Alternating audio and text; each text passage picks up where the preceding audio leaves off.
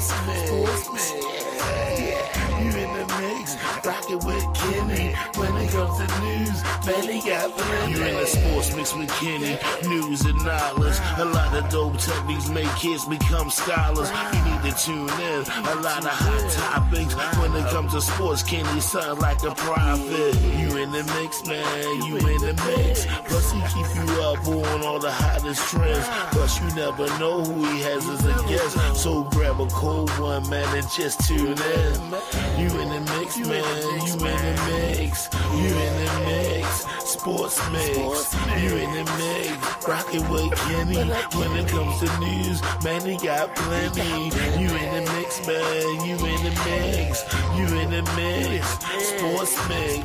You in the mix, you rockin' with Kenny. When it comes to news, man, they got plenty.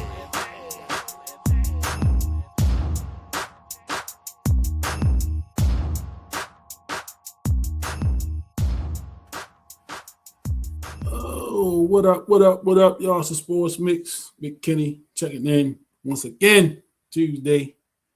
Got a special guest coming up in a minute. Y'all know this week is the NFL draft Thursday night. I don't know what them Ravens going to do at pick 14. Are they going to keep the pick? Are they going to trade the pick? What y'all thinking? Let me know in the comments what y'all thinking the Ravens going to do with their first round pick. I know what I would do if I had it, but I'm not the GM, and I don't think they pay me too much attention. I think they be listening, though. They watch what I do because I'll talk about them, and I look and turn around, and they take my advice. So here we go. About to bring my guy up, man. You know this brother for a couple years now. Good brother. You know, we worked together a few years ago. He wrote a book. I read the book and realized I didn't know this brother at all. You know what I'm saying? You never can tell a book. What they say? What's the saying? You never can judge a book by the cover. You know, so I met this guy as an adult, of course, but reading his book, reading his story, you know what I'm saying? I learned a whole lot about him, and it really kind of made sense to the guy that I met. It started to make more sense now. Why he is the way he is, I always thought he was so serious, you know, all the time. But he was just focused. You know what I'm saying? Just very focused. So I'm gonna bring it to the stage. I'm gonna put his bio up so if you can take a look at that while he's here. But my guy, author of the book, The Promise, and he got his contact info there, the two websites. You can check them out on mentoringmentors.org. and alfonsomayo.me or .me. My guy Mayo, what's up, brother? Coach Kenny. What's up, my guy? Thank you so much for having me. Oh man, pleasure having you, man. Appreciate you joining me. Yes, sir. You know, when you wrote the book, or when you put the book out, you know, I put it out there. Y'all gonna have you on my joint. We're gonna talk about it. And this is before I read the book. You know, and then I had opportunity to buy the book and didn't put it down. I think I read it in like a couple of days. It was real easy read, but it was interesting. It was an interesting read because I know you. You know, you're somebody yes, I know, so I could kind of personalize it. I'm like, damn, you know, and just kind of reading your story, kind of seeing where you came from, you know, your beginnings, and then looking at who you are today. You know what I'm saying? A lot of people come from your circumstances, don't make it. Yeah. And I know you know that very well firsthand. You know, a lot of people don't make it. They don't have the staying power, number one. You know, and a lot of times the surroundings get a hold of people and they just give up. You know what I'm saying? But I think I'm gonna let you tell the story. But you know, you named the book The Promise, so I'll get you get the meaning behind what the promise means, and you know, you can tell a little bit about your story. So if somebody who did not know who Alphonso Mayo is, who is Alphonso Mayo? Oh man, I appreciate that. I appreciate you for inviting me into this space. I just want to say thank you. We actually almost known each other 10 years now, like realistically. So it wasn't a few years ago, everyone. It's been a long time. But if when you say who is Alphonso Mayo, that's a that's a very verse question, because there's a multitude of layers of who I am. But I think like who I am today, number one, I'm a husband. Um, I'm the head of a household. I'm a father of four. I'm gonna say very interesting kids, right? Like, but those things I'm not willing to falter or change. And then what I do for work and what's my calling and my passion is I love serving young people. I knew I was going to serve young people when I was young, but I love serving young people. So technically, I would kind of be like a motivational, inspirational. I would be considered the coach to many. I would be considered the educator.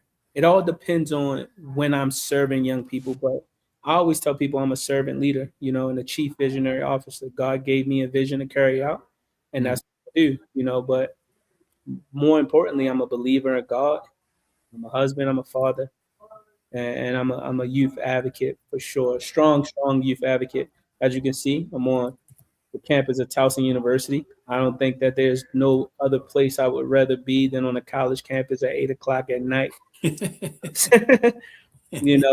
Seeing all of these young minds walk around with all of this, with all of the hope in the world to become something better is just is amazing, because they don't know what's coming. So right. It's a privilege to be able to share my wisdom and knowledge with young people. And so, born and raised in Baltimore, I always try to tell people a lot of my story has a lot of North in it. And so Northwest Baltimore, I went to Northwestern High School. I moved to North Carolina after my senior year. And when I became a father, I came back home and I went to North American Trade School. And when none of that worked, I went north of Baltimore to Owens Mills to finish up with my degree. So it's a lot of going up north, to try to get to this point in my life, man. But I'm really just a humble servant, man, of God, like really trying to fight generational curses, brother. Like real talk. Yeah, and again, so I guess it has been about 10 years. Almost. It's time. Time is not waiting for none of us. Nah, it's been a long time. 10 years is getting past you pretty quick. Yeah. You look up and it's going to be 20 years, and you're like, man, where did the time go? So let's go back to the beginning. So, and I don't want to give the whole story away, because we want people to buy the book. Yeah. So that they can read the book and kind of get the story. But your beginnings, right?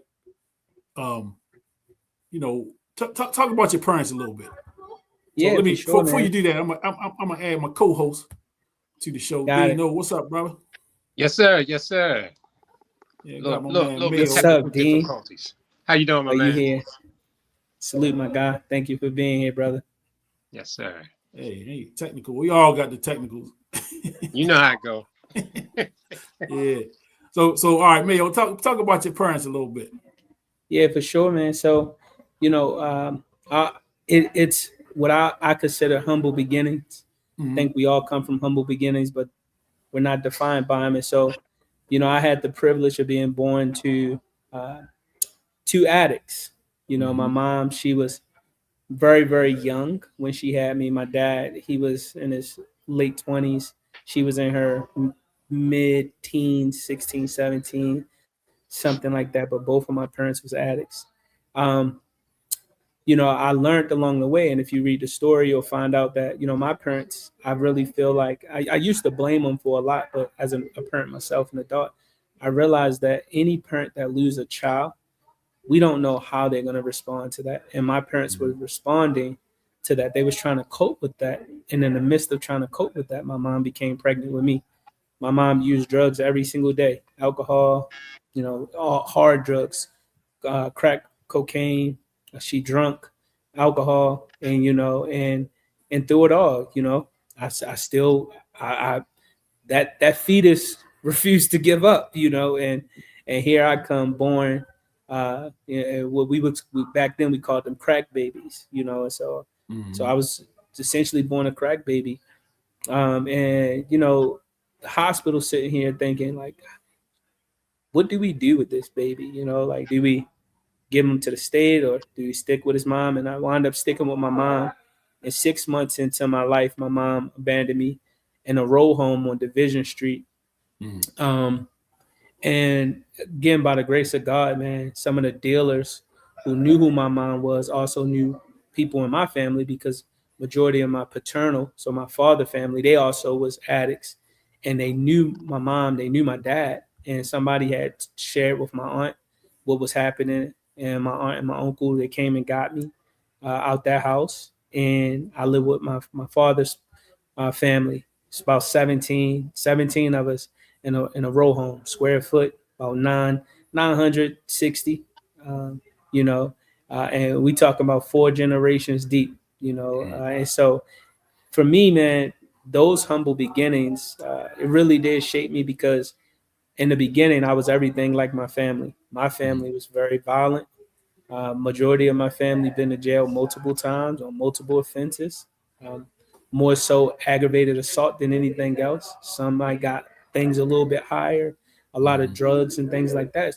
And so I always try to tell people, when you grow up in a household where most of the people you see is fighting, you just think like, this is how we get along. Right? Because that's how people solve their issues. In my first day of school, Kenny, no joke, man, a kid walked up to me, introduced himself. I just punched him in his face, not because I thought he was going to hurt me or anything, but I just thought like that's how you interact with people. Right. And so like that was like my core belief, but I always try to tell people, even in circumstances as difficult as those, like God will always place somebody in your life that's opposite of everything that you can see. And for me, that was my grandmother. I really do believe that if my mom was to try to like raise me, we wouldn't be having this car right now. I'll be on somebody's shirt, or I'd probably be on somebody's wall or something weird. But that wasn't my outcome, and so I'm super grateful for those beginnings. As much as it hurt me as a kid, like I said, as an adult now, and I can look back and say, my parents was, I can't say if they was trying or not, but God put me in a situation where I can go get the loving that I needed, and put me in a household where I was around people who were defeated, who was distracted, who battled addiction. And because I was able to see it, something clicked for me that didn't click for a lot of my family members, and even family members after me. And so yeah, man. So it was tough, man. I always tell people, because my mom was doing a lot of drugs. I was born with 2 holes in my heart, and I really struggled with my academics. Like I had an educational disability. I couldn't read until 9th grade. It was a lot of stuff that came with the aftermath of that, but it was a lot of like, fighting to be better. And I think that's, why we're able to have this conversation today. Something you said hit home with me as a mature man. I'm not gonna say my age. People that know me know how old I am. But as a parent, I have 3 children. All my children are adults now, adult age anyway. And I didn't realize, probably until about between 5 and 10 years ago, that as a parent, man, you really you learning it's trial and error. You know what I'm saying? There's no value, and it made me look at my parents in a different light. You know what I'm saying? Like you said, your parents were dealing with, the loss and really trying to figure that thing out, and then here you come. So in the midst of them trying to figure out the loss, and the loss was a sibling, right? Yeah. So I had an older sister who passed away 3 months into her life, and it was my dad's first, and it was my mom's second. And mind you, my mom had me at 17, so she was already 3 kids in at the age of 17. You know what I'm saying? So and then on top of that, my oldest brother, like his dad took him from my mom. So she was kind of really suffering two losses, right? Because his dad was older than her, and his dad was like, "Yo, I'm taking him," and he moved out of state. And then she had and she passed away while they were asleep. Wow. So I can just imagine, and again, when you're a kid, you're not really thinking about what your parents going through. No. And I remember when it started clicking for me. My dad had spent some time in a psych ward, and I remember when I got there, at Shepherd Pratt, and he was just like, this lady looked just like your sister Ashley. I'm like, who? You know what I'm saying? What are you talking about? Right. I got no sister named Ashley, and this is a grown lady. Yeah. But he's saying that she resembled. And so, we start having conversations, and I realized like this guy has been battling the loss of his child, for all of these years. I'm a young adult now, but his heart is still broken. He's trying to cope with this. So he's seeing his child in another adult. I'm not necessarily sure how you can, somebody that passed away at 3 months, you can see them in the future the way he was seeing this young lady. And that's when I was just like, man, like he's still hurt. Yeah. He's still hurting, and again, I think any parent who have experienced a loss like that, that's not something that I even desire to feel or want to feel, but I can just imagine the level of trauma that comes with, and so I was able to like start empathizing with my dad. I mean, it still hurt me, like he still hurt me, but I was able to say like, man, like his hurt wasn't like necessarily intentional or direct. It was the byproduct of the loss of a child. And now my mom was a little bit different because she was absent, so it was different. Like most kids had their mom and not their dad. I didn't have my mom, and my dad, I really didn't have my dad because he was always in and out of jail, but I saw my dad, And so, when you start to really put two and two together, and as a parent, when you realize, like you said, man, this trial, none of us know. Nope. And it's all speculated. Yeah. And as a child, we look at our parents like superheroes. We don't know what they don't know. We just know that they're supposed to know what we need them to know. Yeah, for sure. And that they're supposed to be able to fix whatever we have that's broke. They're supposed to be able to fix it. Yeah. You know what I'm saying? And so, as a parent, something I figured out as a parent, my kids would never know when I was down. They would never know when I was struggling, when I was struggling getting these bills paid and keeping the lights on. You know what I'm saying? Because it's not their burden. Yeah. You know what I'm saying? It's not their burden to carry, man. And so, we realize, you go through life and you come to realization of things at certain points. You know what I'm saying? So whenever you found that point where you kind of realize, hey, my parents were struggling, and you give them some grace. Again, you went through what you went through, and you felt the pain that you felt. But then there's a point where you come to, you're like, okay, now I kind of understand why they may have been the way they were, or why they did some of the things they did. You know what I'm saying? Yeah. And then now you gotta kind of trying to fix yourself in that. Yeah. But ultimately, man, I really do believe this. And I think if people are listening, they take nothing from this message, I will hope that they understand that we all have a desire to want something. Like most kids want their mom and their dad. That's for sure. Like we all long for something. There's people right now, they want a particular career or a particular job or whatever the case may be. But whenever you do not get it, it's really just for your own protection. Yeah. Like that's all it is, man. Like I know it don't feel like that, but I know for a fact, just knowing, because I have other siblings who I've never seen, that my mom tried to raise. And now we don't have the same outcomes, not even close. Right. And so it's like at the end of the day, what my parents couldn't offer for me, my grandmother and my grandfather, they tried to substitute in the best way that they knew how. And there was a strong chemistry and love that I have, for my grandmother and eventually my grandfather. But I knew like I had to do something totally different in order not to be like the thing that I was a part of, my entire life. And you really don't even know that you're a part of it Yeah. You know, you really don't. But it really started to click for me.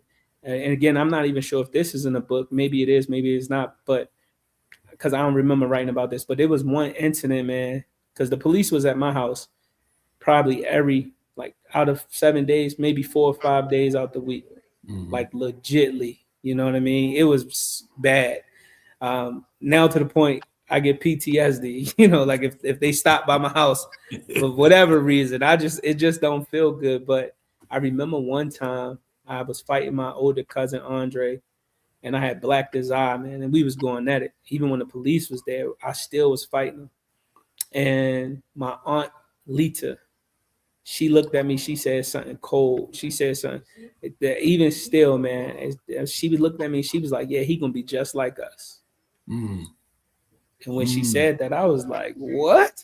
You know what I'm saying? She said he gonna be just like us, and I was like, you know, I had a decision to make. You know, because what does that mean? You know, like, what does that mean? And I was like, I'm not gonna be nothing like them. And again, when you're in your, you know, and when you're dealing with that in your household, and you are becoming something, right? Like you're choosing a lot of things that they choose, even when you're defending yourself. You know what I mean? Yeah. It was just like, yo, like I have no choice, because if I don't defend myself, then I'm a target. I'm getting bullied. You know what I'm saying? Yeah. And if I do defend myself, then I got a possibility I can get locked up or go to jail. And so like there's incidents that happen where I felt like God was giving me the nudge to say, man, look, you got to change. You got to change. And eventually, man, I was able to change enough where I'm not like anybody in my family, you know, like at all. We got like some physical features, but as far as our beliefs and values, it's not the same. Yeah. Now I'm gonna bring Dean in, because now me and Dean we used to coach basketball together, football. You know, we did some coaching together, so we've been around some kids. And something Dean said to me some years ago. We had a kid that you know how it is. You coach too, Mayo, so you know how to deal with these kids, and you getting to know the family situation, the family dynamics. And we had a young kid who mom basically abandoned him, and this kid was real emotional. You know what I'm saying? Fighting all the time. And Dean said something to me, man, that I never forgot it. I don't know if you remember you saying this to me, Dean, about the mom, about kids that don't have that mother in their life. It's a struggle for them. You know what I'm saying? They don't have that the yin and yang. You can, you know, you got kids that can make it without the dad around. But it's something about that mother and that motherly thing, whatever that motherly thing is, man. When it's missing, you know what I'm saying? It's a struggle for a kid, and we saw it firsthand. Yeah, you know, with that young kid. You remember saying that to me, D? I know we had a lot of discussions about that, and yeah, but I definitely feel that the loss of that mother, because you spend time in that womb, and you know, and you're actually part of the mother. We all in our mother's womb with one. So you know, we come up out the womb, we get uncomfortable, we crying. That's the first thing. We take a breath and we cry, and everything supposedly is taken care of in that womb, you know. But Alphonso, in your case, you're in the womb and you're dealing with an addiction while you're in the womb. Man, I just can't even imagine a baby coming out already dealing with an addiction, and still, you know, when we're born, at least in my case, I felt like when I was born, before I even understood the concept of God, my parents were my God. So what they did, what they said was it. It was it. And here you are coming out addicted to crack or whatever it was. And now you're in the environment of your mom and your dad and your surroundings. And we know that environment shapes what's in the environment. You take a glass of water and you put it in an environment that's below 32 degrees Fahrenheit, that water is going to freeze. If you put it in an environment that's 212 degrees or higher, it's going to turn to steam. So environment shapes us. For you to come through what you've come through, that environment, I mean, it's really amazing, man. It's really amazing. Yeah. And I know you say it clicked. Well, whatever it was that clicked for you, man, that's something you got to keep to your heart, man, because I would say 9 out of 10 don't come through that. Yeah, I'm with you. I would agree. Yeah. I probably would say 9.7. Yes. 9.7. Honestly, man, and it's so tough, you know, because when people would say, like, how did you, like, what's different about you? And I tell them all the time, it's not really nothing different about me. It's just the choices that I made, right? Like, we all can either choose to do the things that we see that we know don't work, or we can choose to do something different. That's it. Yeah. It's not nothing different. Don't get me twisted, man. I was an angry kid. I was the kid that teachers hated. Like, yo, get him out of here. You know what I mean? I know I was. I was the kid that couldn't read. I was the kid where I fought almost every day. You know what I mean? I was showing up to school to get suspended, come home, go back to school, get suspended the same day. You see what I'm saying? So I was that kid. I didn't understand then, like, my environment was dictating my behaviors. Yeah. I really didn't understand. But as I started to see clearly the results, like, wait a minute, you guys can't do this because you made this choice. Wait a minute. Okay. All right. Well, cool. You're limited to this because you went to jail. Okay, cool. Wait a minute. Oh man, your personality shifts when you drink. You're not like who you desire to be. Okay, cool. You're stealing from your family member because you're trying to get high. Like, you see what I'm saying? I was looking at the outcomes like, wait a minute. These are adding up to this, and this is always going to be the same if I don't do something like different. You know, and I'm gonna be honest, like, a lot of people don't understand, but for me, I knew that school would at least provide that platform. You know what I'm saying? I knew it would at least give me an opportunity to do something different, because nobody in my family, we never even talked about school. Right. You know what I'm saying? Like, we never even talked about school. And it's not like I had ever seen my mom to be able to talk to my mom or whatever the case may be. And I will say, like, the kids that grow up without their mom, it doesn't allow you to learn certain empathetic skills, right? Because a part of what your mom does is nurture you. And in that embracement, you start to become more empathetic, right? Whether to her emotions or whatever, but you do. When you don't get that, like, it's kind of, you become like cold-hearted, kind of like, yo, like, I need to make it for myself. And that's why, like, you see so many of us hurt so many of us, because they like, bro, I could care less about him. Yeah. Nobody cared about me, you know? So for me, I'm like, wait a minute, bro. Like, either I'm gonna either reproduce that, or I'm gonna try to do something different. And I wanted to take the chance of trying to do something different, because I knew what it was like to be hungry, to be in poverty, to be in a cramped up space. I knew what it was like to see the police come to my house all the time. I knew what it was like to be in handcuffs. You know, I knew what it was like. I knew what it was like to almost, you know, take somebody's life. I knew what those things felt like, and I was like, I don't want that for me, you know, and I didn't want it for my future. And so I just said, you know, I got to really figure the school thing out. The only issue with school was, man, because I didn't care about school, and I was always fighting, and I was never in school, and nobody never asked me about homework, and I was playing sports, and I was pretty good at that, so nobody really asked. Was I couldn't really read. And, you know, my 9th grade year, you know, I feel like there's always like that moment where, you know, it's like God is trying to show you something a little different. And so I was contemplating dropping out. But, you know, just like most inner city kids that play sports, there's a lot of us that got the same dream, man. We want to make it to the league, right? I don't care what league it is. It could be NFL, NBA, you know, MLB. We just want to make it professional, because we want to exchange our talent for resources, financial resources. Now, not even always the clout. It's just, bro, we just try and make money the easiest way we can. And I contemplated dropping out. But then I asked myself this question. And a lot of times, a lot of our young men specifically get into a lot of circumstances because they don't ask themselves the question, if I do this, what will be the result? I asked myself that question walking down Park Heights. I said, bro, if I drop out, can I ever get to the NFL like that? Who do I know in the NFL that dropped out?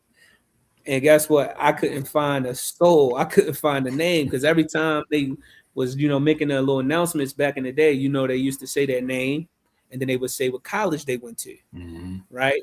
Oh, Ed Reed, the U, or whatever. They would always do that. I'm like, I ain't hear one person say my name.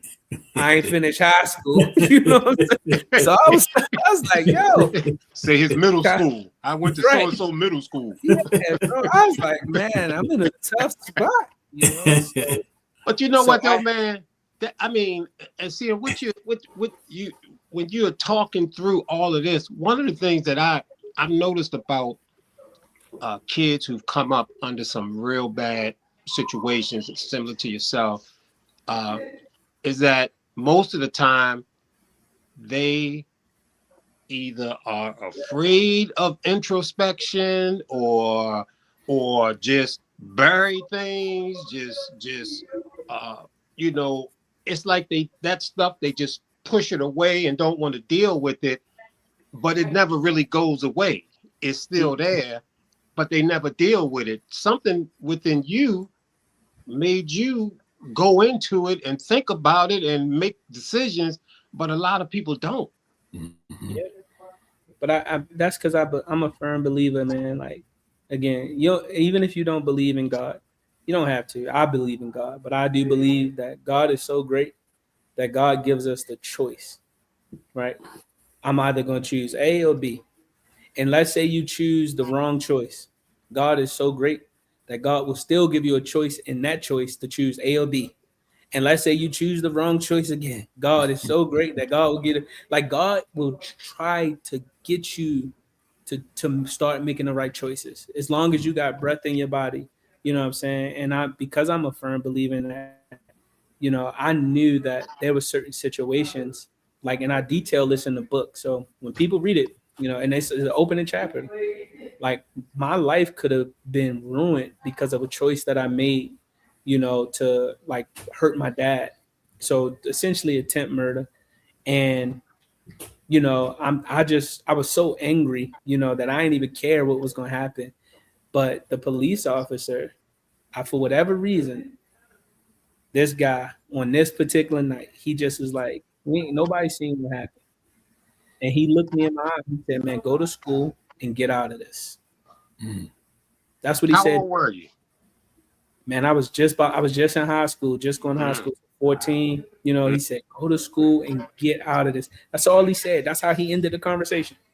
Go to school and get out of this. You know what I'm saying? And I was just like, and that day I went to school, still just, dealing with a lot of the trauma from the event that took place. I was broken going into school, and even on the ride to school with the paddy wagon driver, he was a coach that coached for my football team. He was just like, man, you're going to be all right, man. Just like, you're going to be all right. And I know people say that, but when you're a kid and you're just dealing with trauma after trauma after trauma, or abuse after abuse after abuse, like, you don't want other people to know, which is why kids don't talk about it, especially back in the day. It would have been a stigma, right? Now people are a little more, open to talk about the things that they're experiencing. But back in the day, whatever happened in your house stayed in your house. You really didn't allow your school counselors to know, or your teachers to know, or your coaches to know. You just tried to perform in whatever arena you was in. And if you was talented, people just kind of thought you was okay. Meanwhile, you trying to cope in whatever way possible. And, a lot of kids, they will cope with something negative. You know what I mean? Thank God I had sports. So I would cope on the field.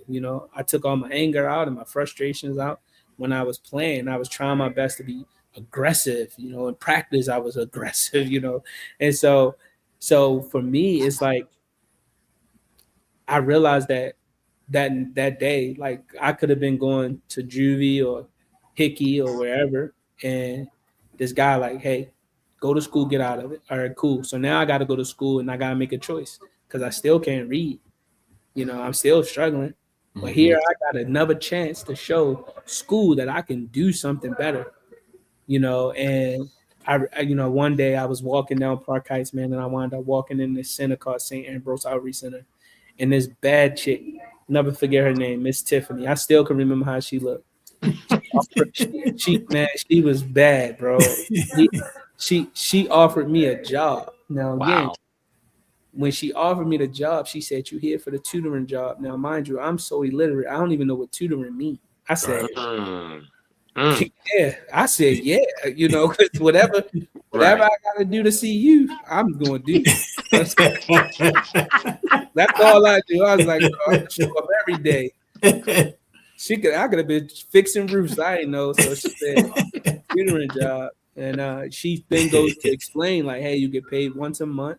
You're going to be working with first and second graders, man. And working with those first and second graders, I wound up learning the language of reading from them. And that's when I knew the separation, because if it was my peers, I would have been getting discouragement.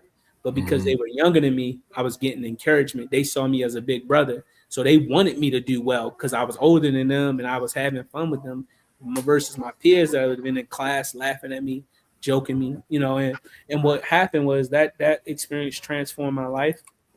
I started taking reading serious. I would practice almost all the time, no different than how you would show up for sports, man. And I wound up graduating in the top 10% of my class from high school. And, and I knew that experience right there was like the major factor, and me taking my education serious. And so I'm a real believer that, I'm not saying that school is for everybody. But what I am saying is give yourself a chance, because this is the only, the same thing I tell my son. School is like practice for life. Yeah. In practice, that's where you make your mistakes. Ain't nobody gonna give you a chance. If like the kids that's here on this campus today, when they messing up, you know what we all gonna say? Man, they just college kids. Yeah. No, they're young adults. But we're going to give them a chance to keep making mistakes so they can figure it out. And the further they try to educate themselves, the more we're going to allow them to mess up. It's the moment when they say, I want to be a part of this world, that people going to be like, nah, you should know better. When in reality, you don't. So for me, I wanted to really start investing into my education. And then what I also noticed that's super important, when I left Baltimore, my freshman year, and went to North Carolina, I did not realize the level of trauma that I was facing, because when I was on campus, I was around other Black people who were nice, wanted to pay for things. And I was like, bro, what you gay? Like I'm stopping up, like, bro, what are you doing? What you trying to set me up? Like I had such mentality where it's the Southern hospitality, I was trying to reject it. Yeah. And that was the first time in my life that I realized, like, yo, why am I responding like this? It was out of how, a trauma response. And so when I came back home and just sitting in my house, I on my first break, I came home, sat on the couch, and I could just hear all of the noise and the chaos. And it sounded like every 2 minutes I was hearing an ambulance go up and down Cold Spring. I was like, bro, what? What? Like, how can you drive like this? And yeah, man. So education really, man, helped me out big time. So let's go back, because I don't want to miss this. So you talked about your belief in God, and how you understand. We all have discernment and we have choices. You can go right or left. In every decision, there's a right or wrong way to go, and there's a fork in the road at every decision, right? So for people that's watching, don't miss this, because you said you walked into the St. Ambrose Center? St. Ambrose Outreach Center. So you just walked in there, just kind of walking in. You went in there with no intention. No, well, I was walking down the street and I was contemplating dropping out. And again, I was like, well, how am I going to play football if I drop out? And as I was walking down, it was just a building there. I couldn't even read the name at the time, but something was like, go in that door. That's what I'm saying. And so I was like, oh, let me go in. It was open. I went in. I just always would hear like that voice, and I'm like, it's strong enough to make me make a move.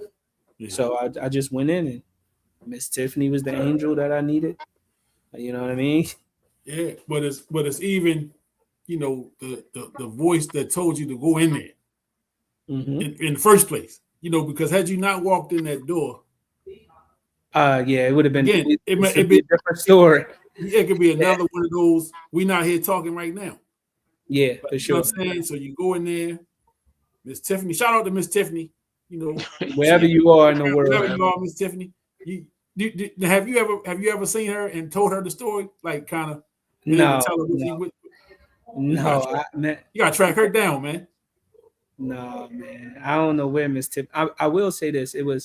I remember it was Miss Tiffany. It was Miss Greg, Mr. Greg, and Matt.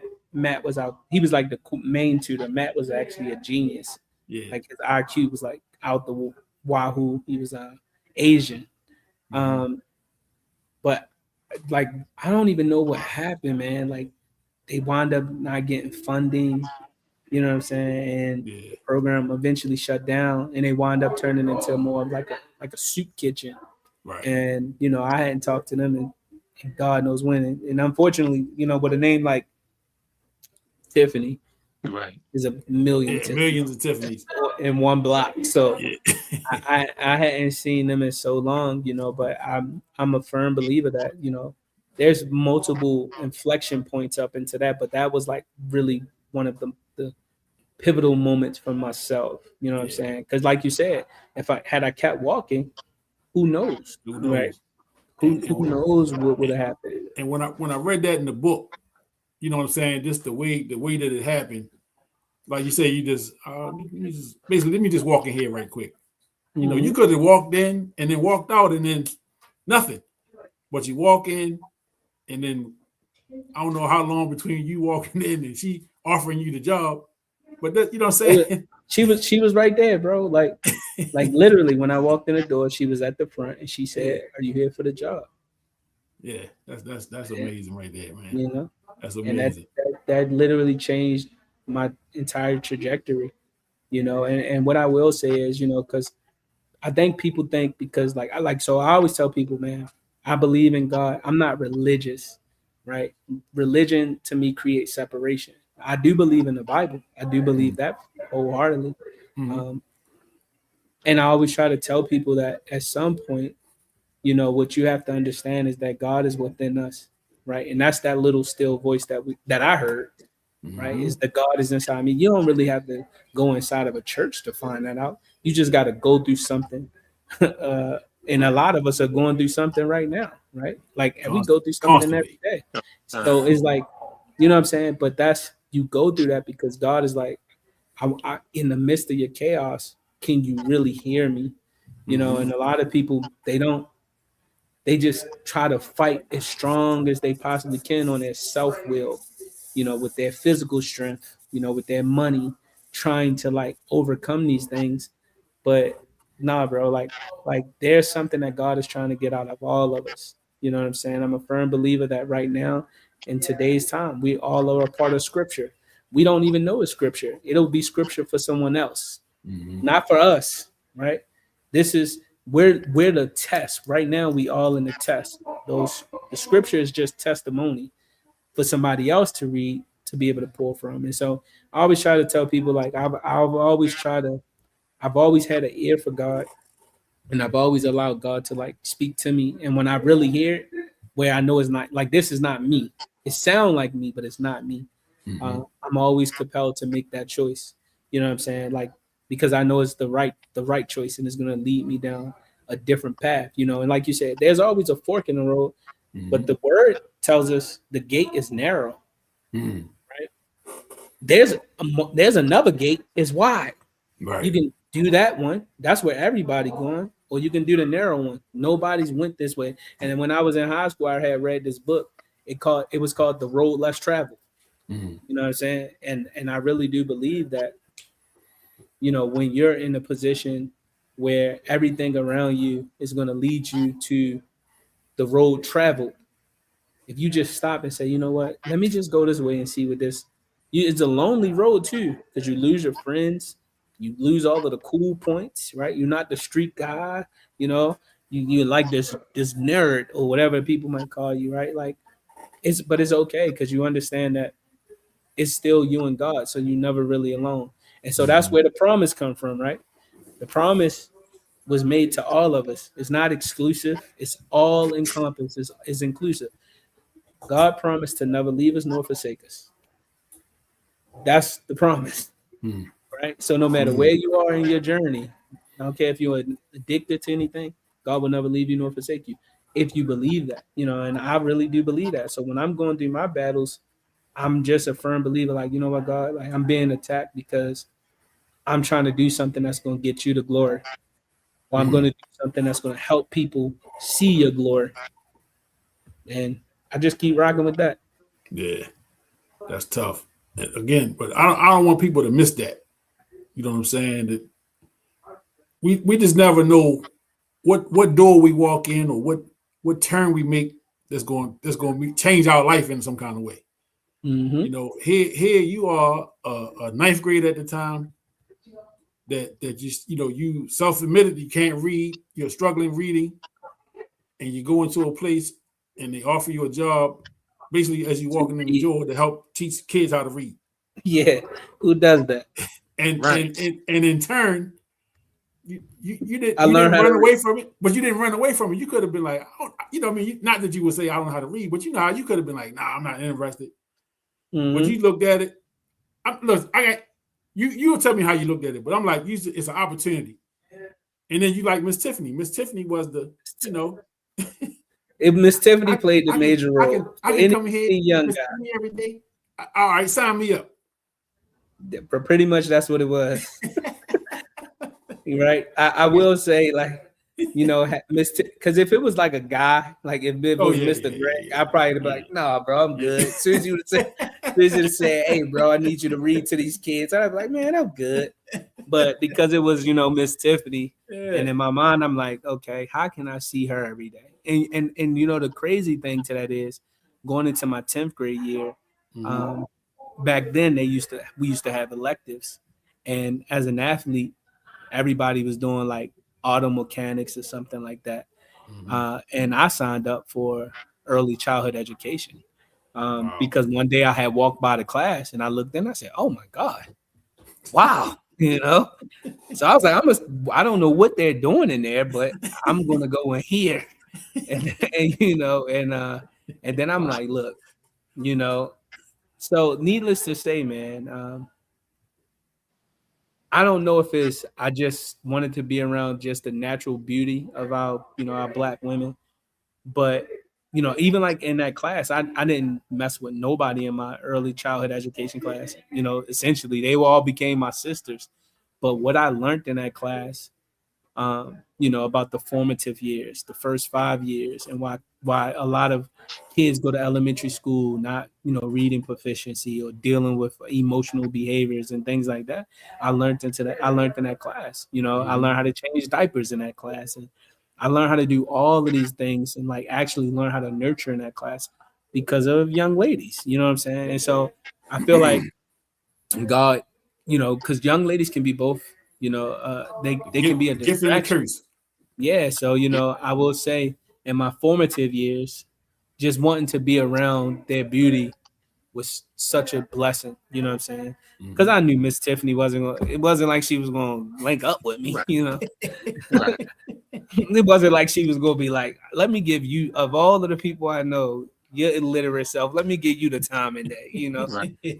I knew it wasn't going to happen, but it was just something about being around her that I was like, look, I at least get to show up. She always got something nice and sweet to say, and it just felt great.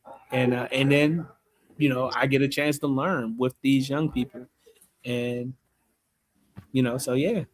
Yeah, I Kenny, I gotta agree with you on that one. That piece there, man, is so profound. How that happened, and I mean, just to the fact that you were, I mean, come and get this. You get this job of tutoring. I mean, this is amazing. Yeah, of tutoring, of all the things on the planet, the job was tutoring, and you bravely say, yeah, You got Miss Tiffany there, her beauty, her presence, drawing you in, and you deal with these kids, and you're actually learning from them. You actually develop a comfortability with them that you know Mhm. you would not have with your peers because they might be joking you and you know you're afraid to let them know your weaknesses and things like that. I mean, man, truly, man, this is like amazing.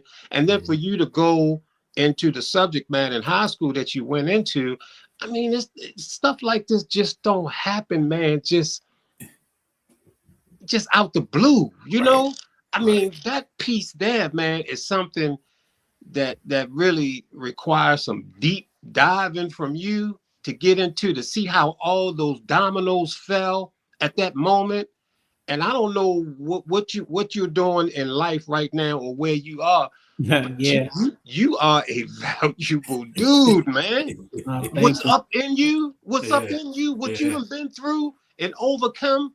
Man, you are so valuable because there are scores of people who are struggling with the things that you've overcome.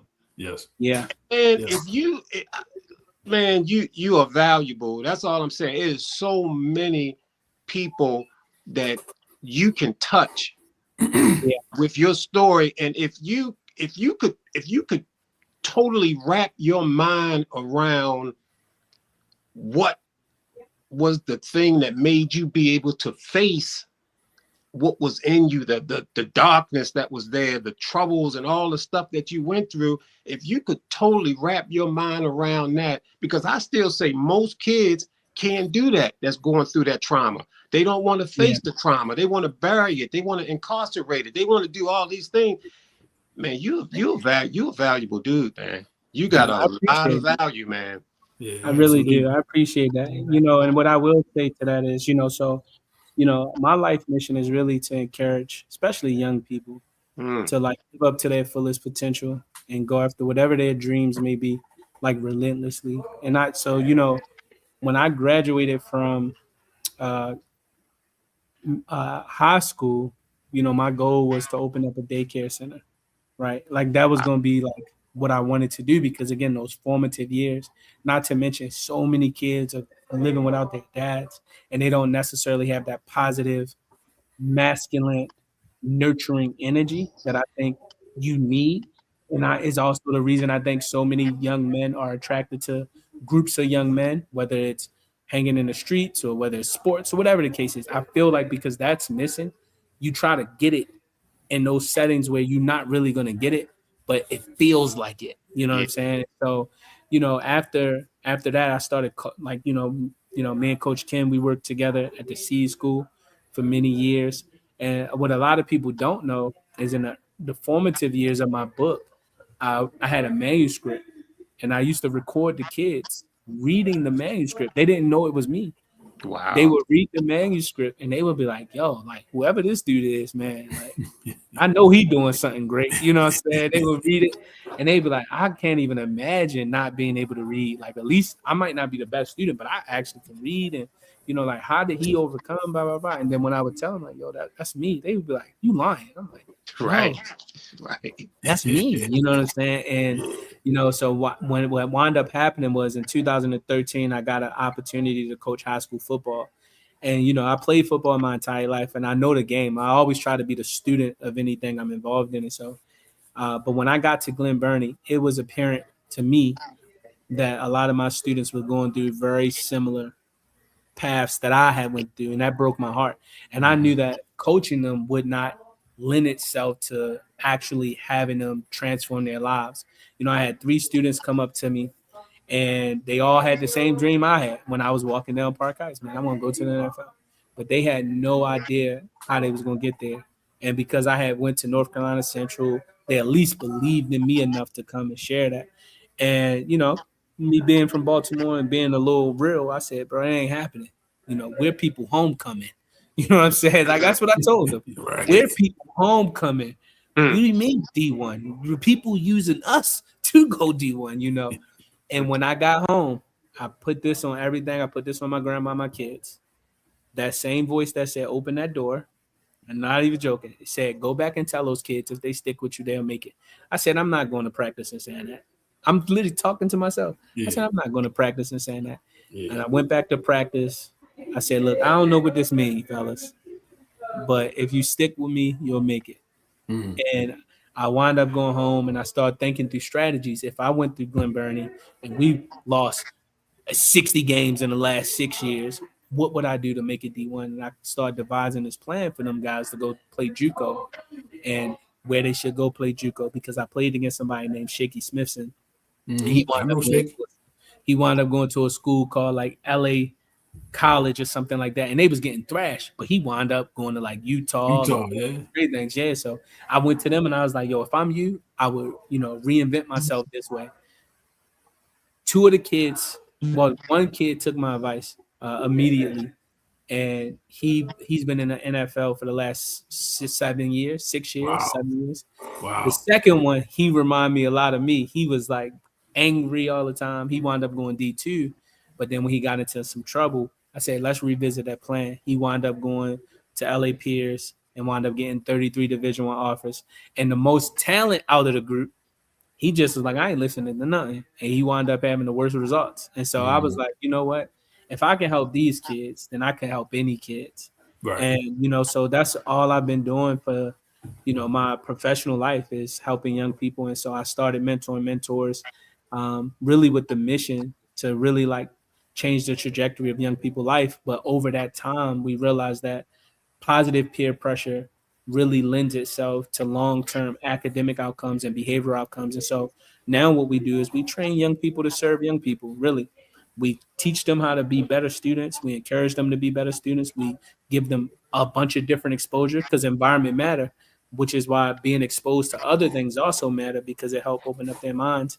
And then essentially we have a really high emphasis on, academic performance, college readiness, and things like that. And so I've been doing that, man. And it's been an uphill battle, especially here in Baltimore, but what I always try to tell people, if you go look at our results, students who stick with us for 4 more years all graduate high school on time.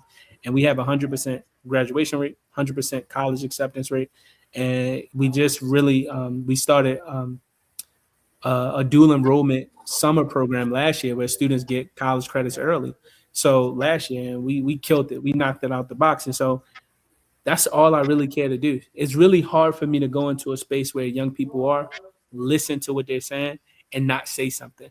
You know what I'm saying? Like, it's just hard for me, because I know that they have no clue what they're speaking into existence. You know what I'm saying? And then when they're so blind, which we all were, so blind, it's so hard for me not to try my best to encourage them. And I always tell them this: look, it's your life, but take it from somebody who want to see you do well. You know what I'm saying?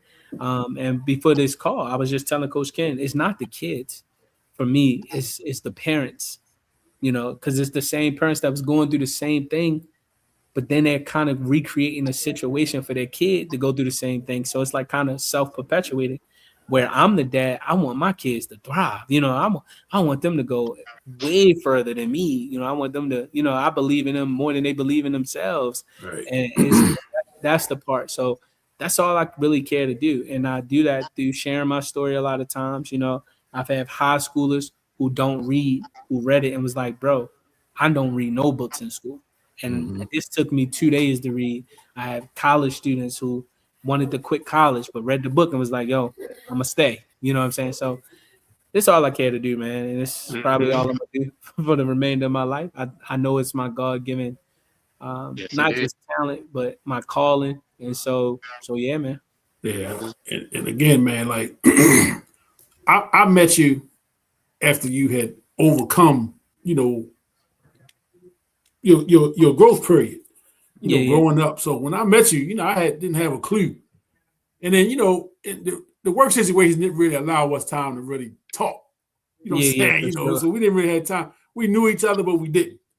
You know what I'm saying? And then I think the good thing from my perspective is that through social media, we was able to keep in touch. You know what I'm saying? We was able to kind of keep in touch and kind of see. So I'm always watching what you were doing. You was always posting about your your program. And I remember, the few conversations I remember having with you at C, again, Mayo was always very focused. You know what I'm saying? Like, if you walk through his floor at night, he was writing, he was doing something. If you come through my floor, I'm looking at Netflix. You know what I'm saying? I'm trying to stay woke. I might be taking a nap. You know what I'm saying? But Mayo was always focused. You know what I'm saying? Always kind of locked in. And you know, again, at that point, I don't know what you locked in on. I just knew you was focused and you was working on something. You know what I'm saying? And you shared some things that you were doing, but not a lot. You know what I'm saying? And again, it's just that determination that you, all right, it's something. And another thing that I always was impressed with at Seed, and you know how this was, man. You know, in the morning, you try to get them kids to school and get up out of there as quickly as possible. We no hanging around, no nothing. But what I was always impressed with, man, I would always see you and a group of kids with you, and you would pray with them kids, man, before school.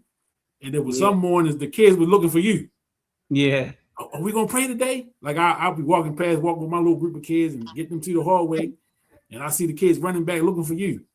And I, never said nothing, but I'm always was watching. I said, man, see that's tough. You know what I'm saying? And see, you having an impact way beyond what the job required. Yeah. You know what I'm saying? The job didn't appreciate that either, by the way. and again, it wasn't for everybody. So, you know, it wasn't like you forced a group of kids, everybody come in. No, it was whoever wanted it. Whoever wanted it, come get it. And when I would see the kids come running back, because remember, you get them to their hallway, they trying to get them in the classroom. Yeah. And some of them kids was like, no, we look for Mr. Mayo. We gotta, you know. Yeah, man. Yeah, that was the, I don't know why. I don't know what compelled me to do that, but matter of fact, I'm lying. So one day, I noticed that, a lot of the adults, like you said, they just try and get them to class. And I thought to myself, if this was my son, how would I want people to treat my son? You know what I mean? One, you should call them by names. You should be greeting them every single morning. You know what I'm saying? And you should be really giving them something to feel inspired to come into, right? I hated the fact that the guy who was leading the school at the time, you barely saw him. He barely knew any of the students' names. You know what I'm saying? It was almost like, why are you here, bro? You know what I'm saying? Like, give me your job. I'll show you what to do with it. Right. And so for me, I remember one young lady saying, hey, Mr. Mayo, can you pray with me? And I just was like, we're not supposed to do that, but let's do it, and I prayed with her. And then the next day it was her and like four young ladies. And then the next day it was like her and 10 other students. And then the next day, and I remember one time, man, we was out there praying and it was like 100 students in the hallway. Like, bro, and when I tell you the school they text me, look, man, we get it, but I'm like, look, I don't know what you want me to do, bro. All we're doing is like, bro, this ain't even something like, I ain't no pastor or anything like that. Yeah. But what I'm telling you is the kids are coming to me. They're kids leaving out of class. Some of the worst students here are coming out to just be prayed over, bro. Come on now. Like I saw it. Yeah, bro. I'm like, what you want me to do? It wasn't like you were sending around a collection plate. Nah. You know what I mean? No. And so I was like, yo, I'm not sure what y'all want me to do. But I was like, look, man, like, if this is not something that you desire here, then we're not in alignment. You know what I'm saying? Because at the end of the day, it's not like I'm doing something bad. It's not like I'm forcing religion on them, or I'm not doing any of that.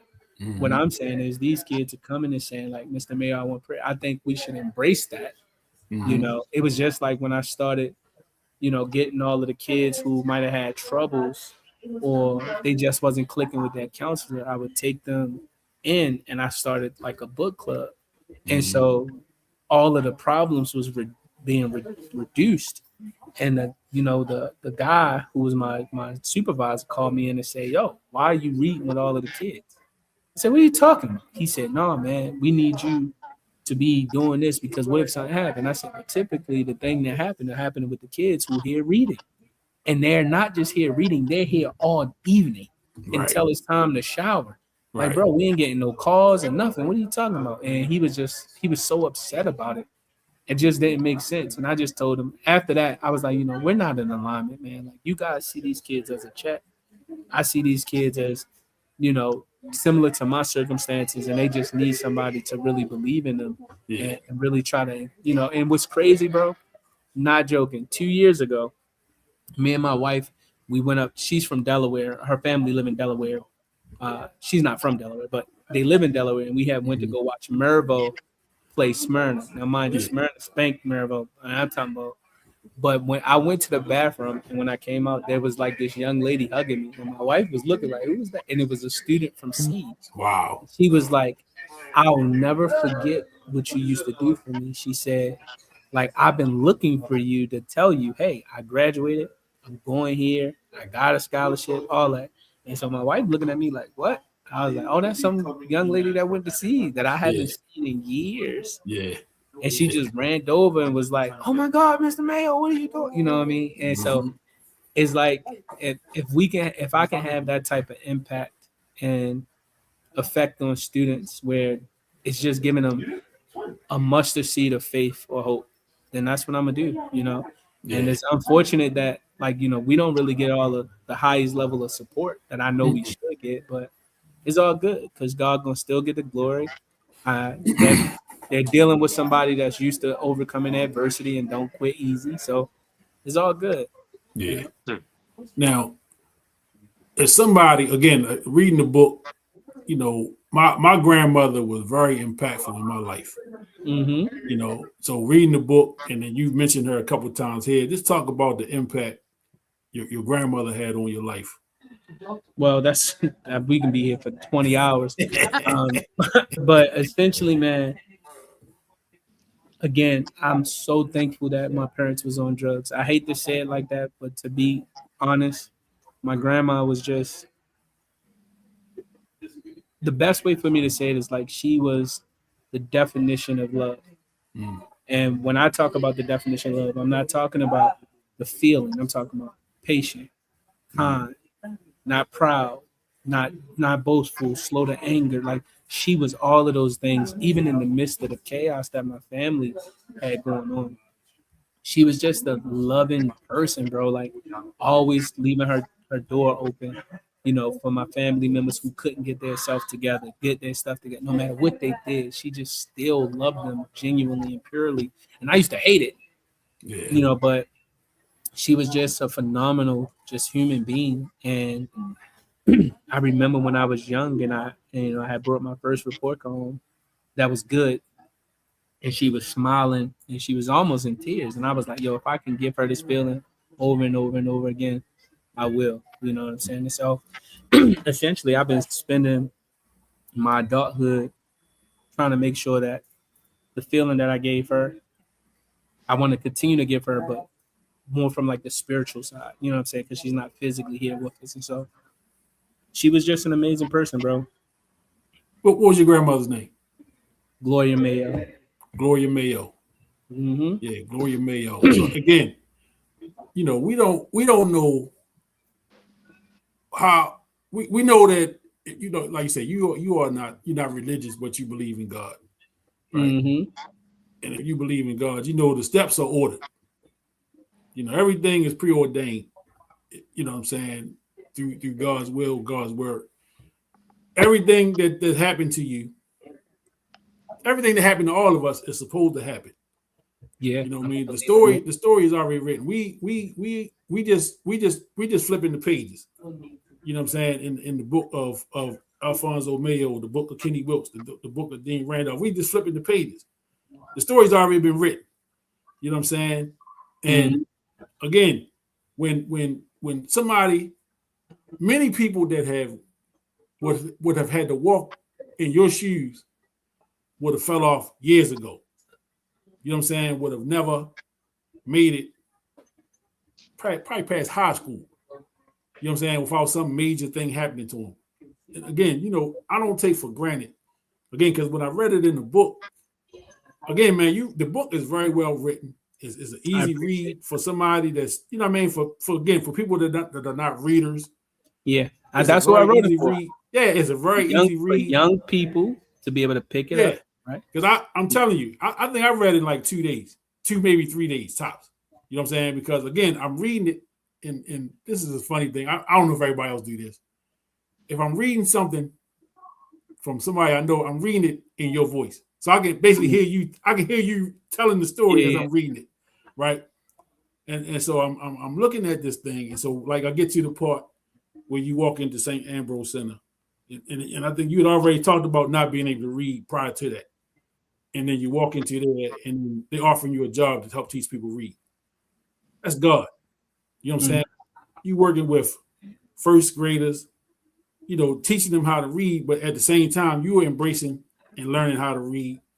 And it sets you off on a path that had you not walked in that door that day, you know what I'm saying? Your path might have been a whole lot different. It probably would have been a whole lot different. For sure. No doubt about that. Walking in the hallway at, what school was that? Northwestern? Yeah.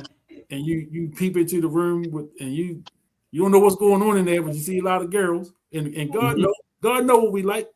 Yeah. All right. This will get his attention. I'm gonna have this door open with this room full of girls. At least gonna pique his interest. At least gonna want him to go, all right, what's going on in there? Boom, you walk in there, or you that's your career path. You choose that based off of something as trivial as I looked in the door and seeing a bunch of pretty girls. Yeah. Like, you know what I'm saying? Now too, that Dean knows me. You know what I'm saying? So if I told him that, he'd be like, yeah, I can see that. You know what I'm saying? And I probably would have been in there for all the wrong reasons. You know what I'm saying? That was not my focused intention. At all. Yeah. That was my intention, but God had something else planned. Something else for you. So, but again, it puts you on a path.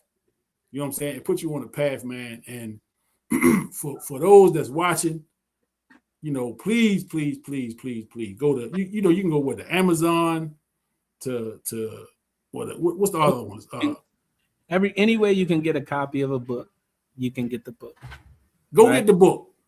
That's because that's the main thing. Getting a book, and trust me, I wrote that book with young people in mind, especially young people who struggle with reading. It's such an easy read. It's not like I'm using a bunch of big words or anything like that. I'm using like everyday language. Yes. Very easy. So that you can feel what I've experienced, and one of the things I said in the book is, don't feel sorry. Like, it's okay to cry. It's okay to cheer. It's okay to champion, but don't feel sorry. Because like you said, this is not my story. I just happen to have the privilege to live it out. Yeah. Sometimes, especially back in the day, it didn't always feel good, but I even put in it, nothing bad has ever happened to me. Everything has happened for me, and I'm still on this journey because I'm still living, right? So there's nothing that's ever going to be perfect, but you take those experiences and God give you those experiences, not for yourself, but for the people who you're going to impact. You know what I mean? And you never know who you're going to impact. And so, to go get the book, man. I would say, like I said, Amazon, Barnes and Noble, whatever, Goodreads. You can find the book almost anywhere you type in it. So the book is called The Promise. What made you title it The Promise? Because that's something God gives us all equally. Simple as that. It's as simple as that. It's something that God, no matter which your race, your color, your sex, none of that matters. God promised us all that God would never leave us nor forsake us. And because of that, that was one of the main reasons. But the second reason to that, right, because it's two reasons. So that's the spiritual reason. The earthly reason is, unfortunately, when I came back from college, my grandma had felt ill. She had Alzheimer's and cancer. And then during that transition, I was a care provider. Essentially, I was still young. I was a young dad and I was a young care provider. And my grandma had forgot almost everything, right? But her name, our address, her children's name. And it had got so bad that me and my cousin mainly, who was older than me, had decided that it was best for my grandma to go into a nursing home. And as they were, wheeling my grandmother out, I knew that was going to be the last time I seen my grandmother in our home and possibly in this realm. Mhm. And as she was leaving, she looked me dead in my eye and she said, Al, when are you gonna go back to school? And I just uttered, Mom, don't worry about that, but I promise I will. Mhm. And I Mhm. do have it. and a week later she passed away. And Wow. I wanted to make sure I kept my promise. And I did keep my promise and then some. And so that's the earthly reason. Yeah. So it's two reasons. Yeah. So, yeah, there you have it. Yeah. That's powerful. That's powerful. Now this is the sports mix, and you do have a sports background. I do. How important? Because again, it's in the book, and to see what sports meant to you, Hmm. and even the thought of not being able to play football was a thing. How important and impactful was sports and being on teams to you, and some of the people that the coaches, because I know you wrote about a couple of the coaches and things. Oh yeah, I wrote like a whole chapter about Coach Rowland. I would say I think that the men that I met during my time playing sports, that was probably some of the most life-giving experiences that I had, especially for somebody that didn't like have a true, like my dad wasn't a true father figure. You know what I mean? Mm-hmm. Mm-hmm. And so I got to see like what manhood meant through coaching. I got a chance to see what hard work looked like, what competition, healthy competition looked like.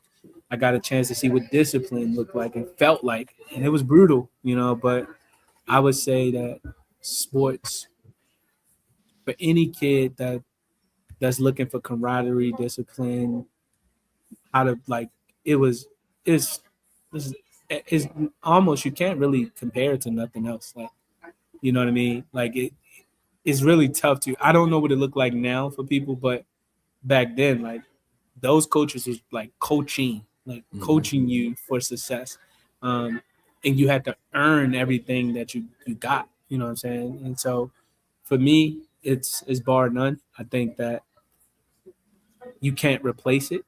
I think it's not a substitute though Right. for the lack of fatherhood. I think some people think that it can replace absentee of fathers. It doesn't, or mothers. It doesn't. It's but it's an extension of that wraparound services. And so for me, I think it's humongous, man. Honestly, I wouldn't be who I am today had I not had those experiences. Awesome, man. If I haven't said it once, I'll say it again, man. You got a hell of a story, and the time we worked together didn't do you justice. Because now I felt like I didn't really know him. Yeah, You know what I'm it's saying? all Like good. say, we would just kind of pass us by Mm-hmm. at that time. Like we knew each other, but we didn't. And again, the power of social media, we was able to stay connected. And then once I read your book, because I always thought you were pretty deep.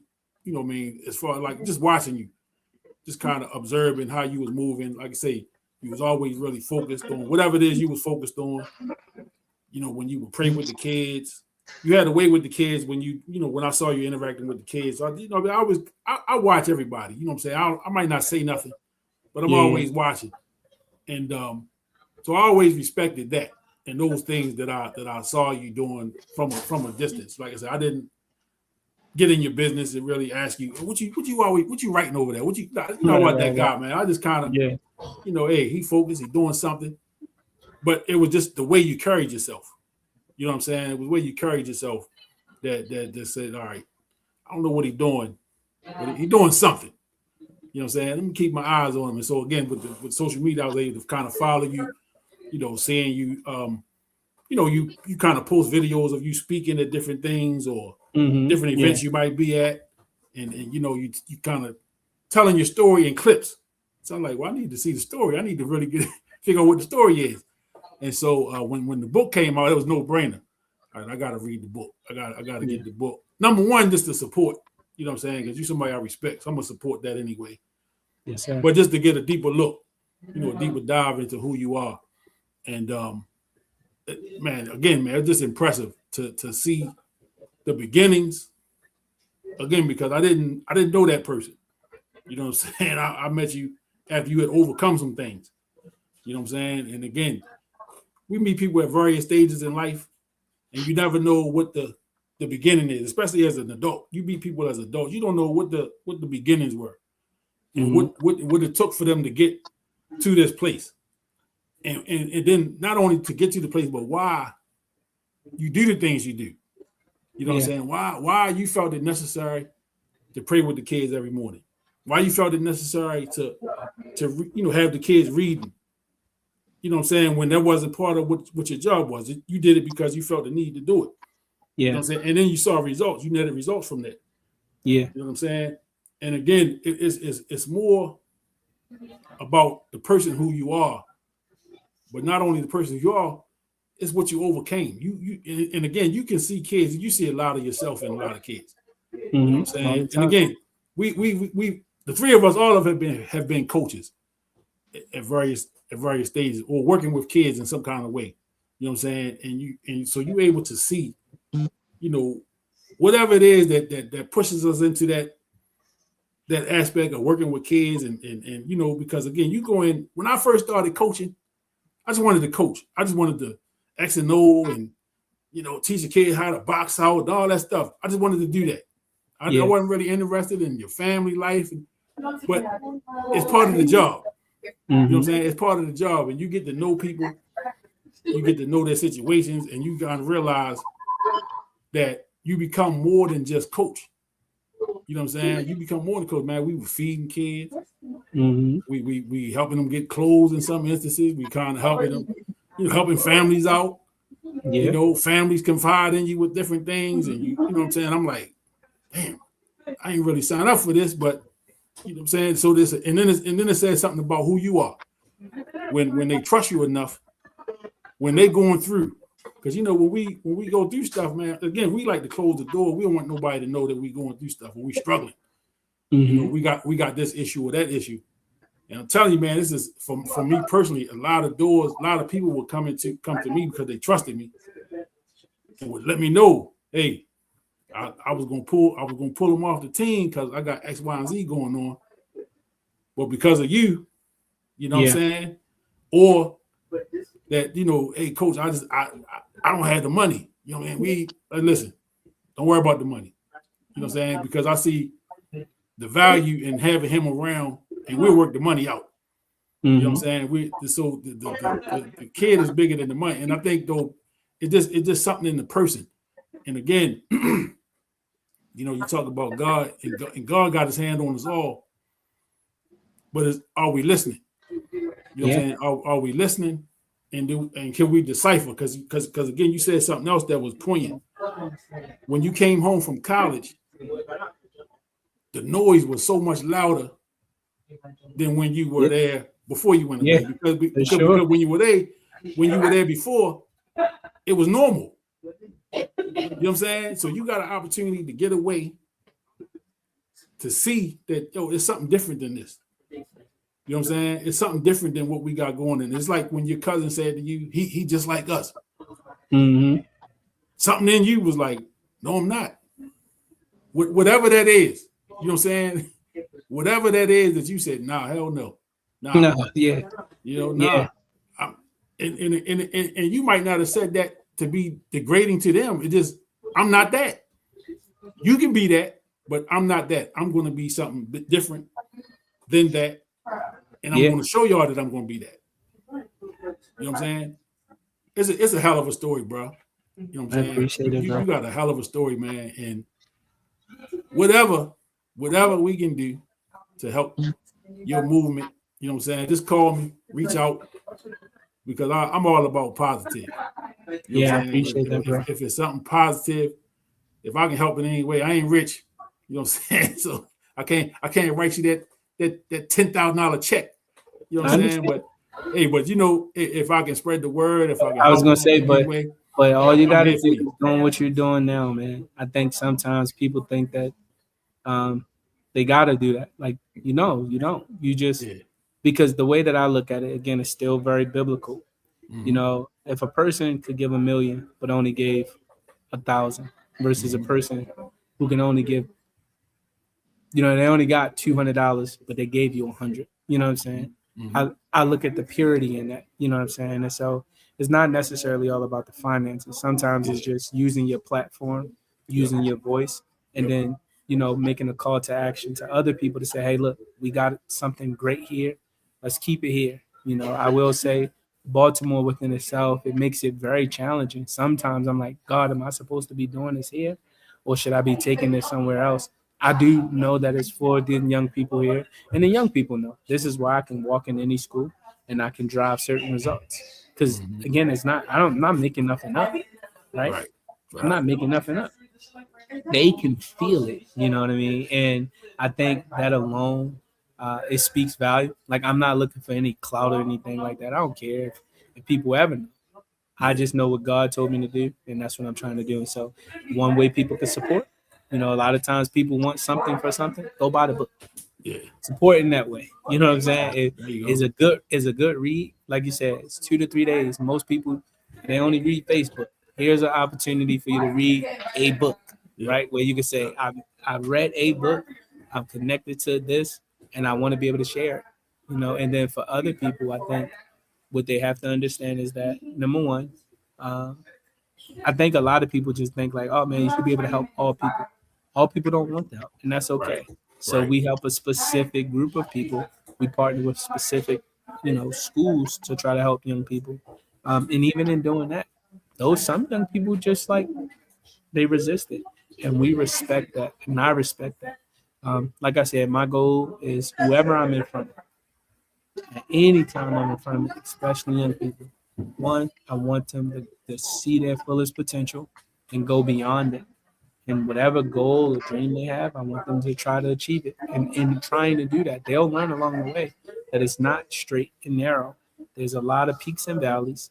And the thing that I thought might not happen the way that I thought, but I will become something better than if I just remain doing what my family showed me or doing what my neighborhood showed me or being the coolest guy in 21215 or wherever, you know what I'm saying? So as long as I can do that, man, I'm going to keep doing it. Yeah. You're doing a hell of a job. Doing a hell of a job, man. Wow. Any words, Dean, before we? Yeah, I'll just say that, man, you're really impressive. I mean, even just down to your demeanor and the way you express yourself. I mean, it's so authentic. And you know, we are. The world is. I mean, the world is in so many falsities. Everything is false. They like fake eyelashes. They like fake butts. They like fake. You know, so when something authentic enters the room, it is so noticeable. And to me, that's what happens with you. That's why you can pray with a child. And before you know it, you're praying with 100 kids. You know, it's your presence of who you are. And that's a very, very powerful thing.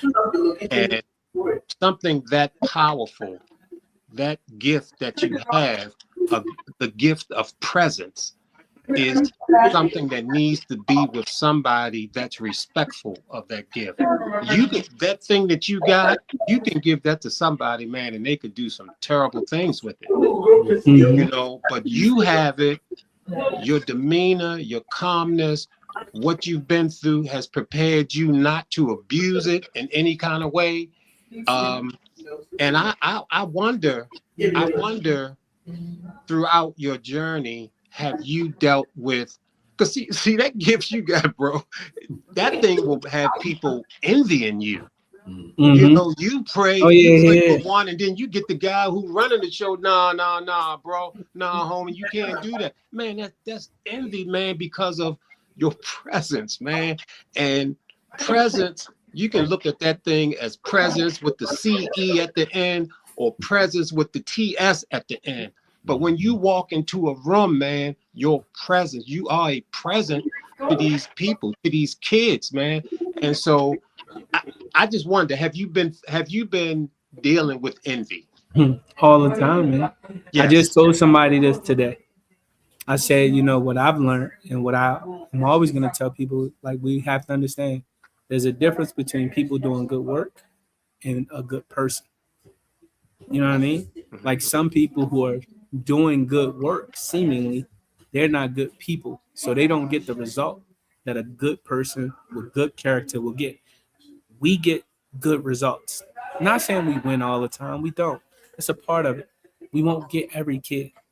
But a lot of times we get results that some people will never get. And because of that, they see that and they'll say things that are not necessarily true. You know, like I'm a person, I have standards, you know what I mean? Like I don't like lying.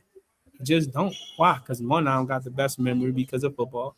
But number two, I just think it's something about why do you feel the need to lie? I don't like Sure. being late on time. And so what I'm saying is when people come across that, you can tell the ones that want to see you win. It's very few of those because Mhm. for them, because for them, it's about them.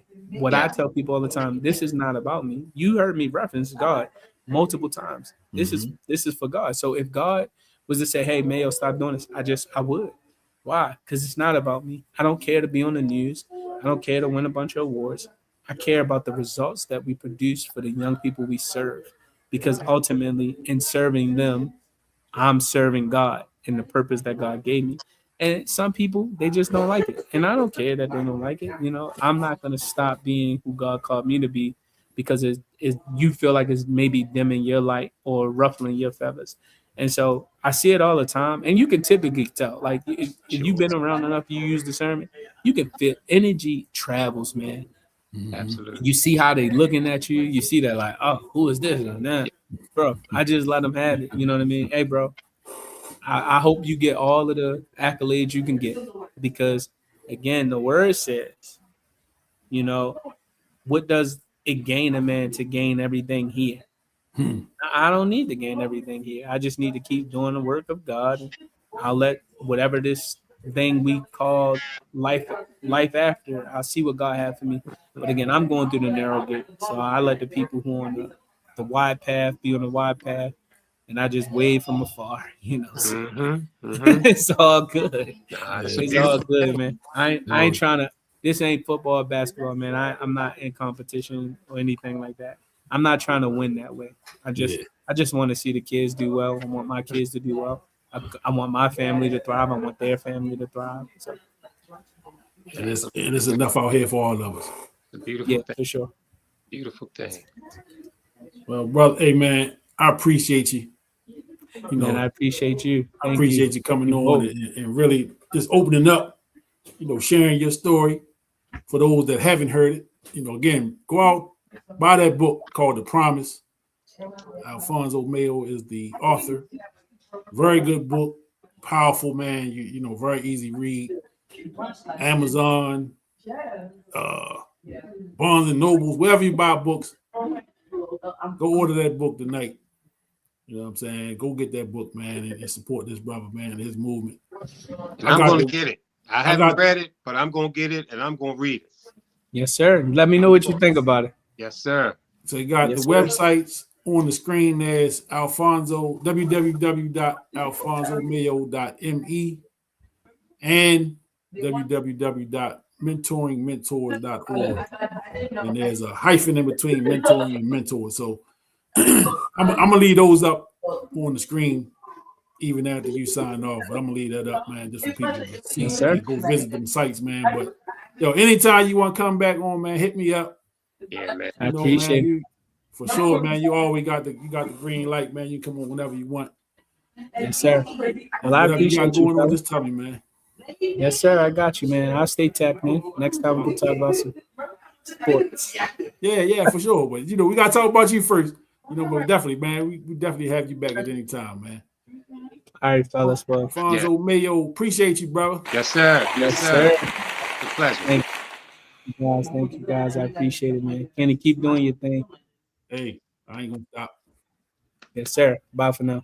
Yep. Peace, man. That was strong. Yeah. That was strong, man. I don't know why I lost your sound. Can you hear me? I can hear you. I can hear you. Yeah, I It's can my hear you. jacked up phone, man. I think I need Yeah. to kick out, kick back in. Yeah, check out. Well, yeah, man, Alphonso Mayo. You know, once again, let me give him another round of applause, man. That was powerful. Okay. You know, can you hear me? I don't know why I heard your sound, but I can't. I heard the Oh, you heard the clapping. applause. You heard the applause, but you heard that.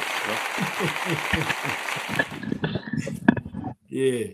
But man, Mayo, man, that was a powerful interview. You know, again, man, if you haven't have an opportunity, go to Barnes and Noble or Amazon, wherever you buy books, man, go buy that book. It's called The Promise. Alphonso Mayo is the author. You know, I got his websites up. I'm gonna leave those up on the screen. www.alfonsomayo.me and www.mentoring-mentors.org. Man, go support this brother. Check out his organization. You know, see what he got going on, man. Like I say, I used to work with the brother. Can you hear me? Yeah, I can hear you now. Yeah, so you know, me and the brother, we worked together. I met him. Like he said, it's almost been 10 years ago. This just don't seem like time be flying, man. You know, these years get past us. It don't seem like it's been that long ago, but I guess it has been almost 10 years ago that we worked together, man. So you know, powerful, man. And again, man, he's got a hell of a story. You know what I'm saying? His story, man. When I knew the brother, but I didn't know the brother. You know what I'm saying? And I followed him on social media after we worked together. You know, we stayed connected through social media and stuff. And I would watch, you know, what he was doing, you know, seeing what he was doing with his organization and stuff like that. So I was always intrigued, you know. And when he put the book out, I said, well, I'm gonna just support. I'm gonna buy the book just to support, you know. And I bought the book, man, and I started reading it, and I couldn't stop reading it. You know what I'm saying? Like I said, it's not a big book, but it's a real easy read, and I'm just getting into the story, man, and just kind of looking at the obstacles, man, that he faced growing up. You know what I'm saying? And just thinking, man, how many people give up along the way? You know what I'm saying? When you faced with those type of odds, and it's so many people, man, that just give up. And you know, God has had his hands on this brother from the beginning. You know what I'm saying? It just and again, I ain't gonna tell his story for him, but man, if you read the book, if you heard him talking about, you know, his upbringing and how he was born and you know, the family he was born to, man, it's just amazing to see what he's doing right now, man. And again, any way that I can help, I'm gonna do what I can do to help. If it's, you know, putting the word out about the book, putting the word out about any events he got going on, I'm gonna do that. You know, so I'm just thankful again that he joined us. You know, come on and tell his story a little bit. This was powerful, man. It was powerful testimony that the young fella got, man. Yeah, great guest, man. It was a great guest. Appreciate you bringing him on, considering to bring him on, and all of that. Just a great guest, man. And one thing, you know, I don't really fool around too much with a lot of people. Tough to even get me out the house and all stuff like that. You know how I am, and I go underground, man, and somebody might not hear from me for 2 years. You know, that's how I kind of function. I'm a little. I don't know what you want to call it, but that's kind of how I am. You know, but what I am, something that I'm extremely attracted to is authenticity, and that's why I fuck with you. You know, I don't fool with people, man. But if somebody ain't authentic, you ain't gonna see me around too much. I can tell you right now, you just not gonna see me around. Right. That dude, man, is authentic. Yeah. And to the core. Yeah. And I really, really appreciate that because, like I say, man, I'm extremely attracted to it. He has a very powerful calling, and he's right where he's supposed to be. He's doing what he's supposed to be doing, and you know, you shared, and of course, I didn't read the book, but you shared in light, and him talking about Miss Tiffany and going to that point, and you you jumping on it, man. You know, you hovering on that point, man, was a critical point to me, man, because it hit me too. Yeah. You know, it hit me heavy too. And I'm like, damn, I was tutoring. Yeah. And Man. he barely could read and what. Yeah. I mean, so you know, just listening to him, man, and I know that people who are authentic are going to face. Usually, people who are authentic are going to face jealousy, and even deeper than facing jealousy, authentic people are going to face envy. Yes. Man, envy is a lot heavier than just jealousy. Yes. You know, because envy, man, and that's why I asked him that question. Did he face that because of his authenticity, man? And when you authentic like that, you're going to be able to impact people. Yeah. When you, especially on the level that he's at, where he can start some things and prayer things, that he's starting book clubs and things like that. These are things that come from a warm person, a authentic person, man, a caring person, an empathetic person. These things, that's just who he is, man. Yeah. And people will have envy for a person like that. And envy is a spiritual disease, man.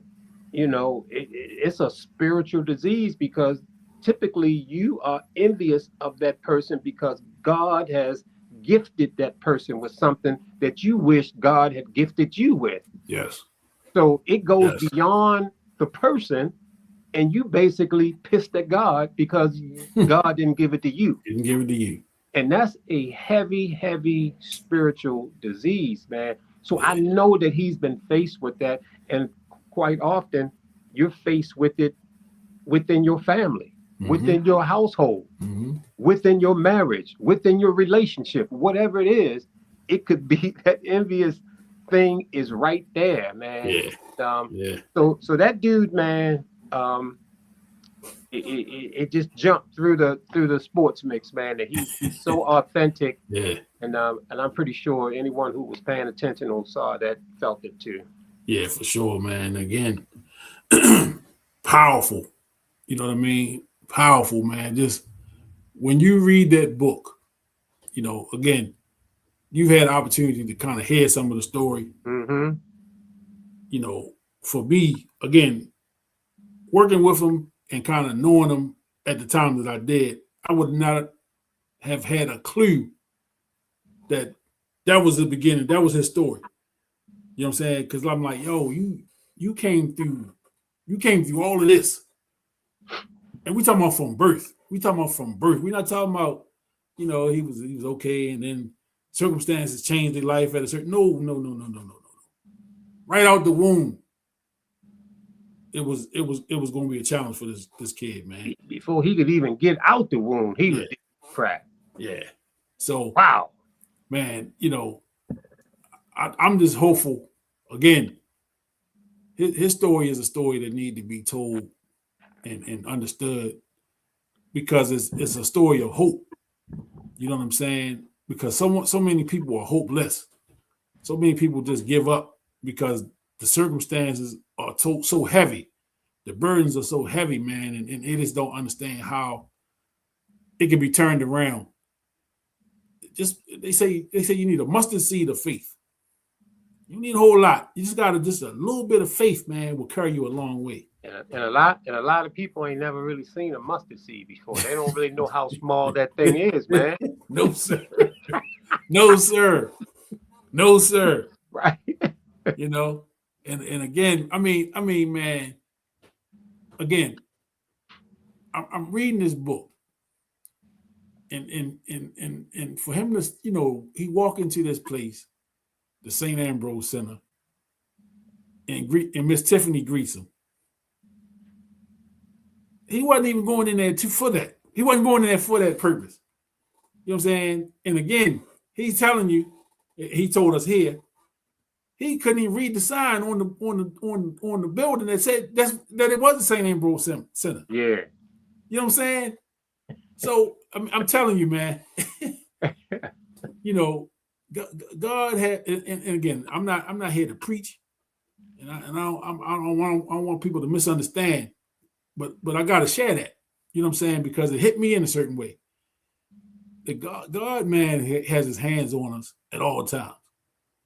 You know what I'm saying? And again, man, we're gonna use his story because again, if you missed it, if you missed him saying that, you missing the big picture. You know what I'm saying? You missing the whole big picture. And that's why when he said it, and I let him continue on with the story, but I had to go back. Because I don't want people to miss that. I don't want people to miss that part of it. That this is a kid in the 9th grade that cannot read. You know what I'm saying? And he clear that he can't read. You know what I'm saying? And again, he said as a coping mechanism, he was angry. You know, he fought a lot. He was the kid that none of the teachers really liked. They didn't like to see him coming. But that was his coping mechanism. I'm gonna just be a disruptor to hide the fact that I can't read. You know, to hide the fact that I struggle learning things. So I'm gonna just be this kid, and that way nobody gonna focus on the fact that I can't read, or I can't do this, or I can't do that. You know what I'm saying? And you walking up the street. He didn't even say where he was going that day. You know what I'm saying? But you walking up the street and let me walk in here. And again, man, the impact that had on his life.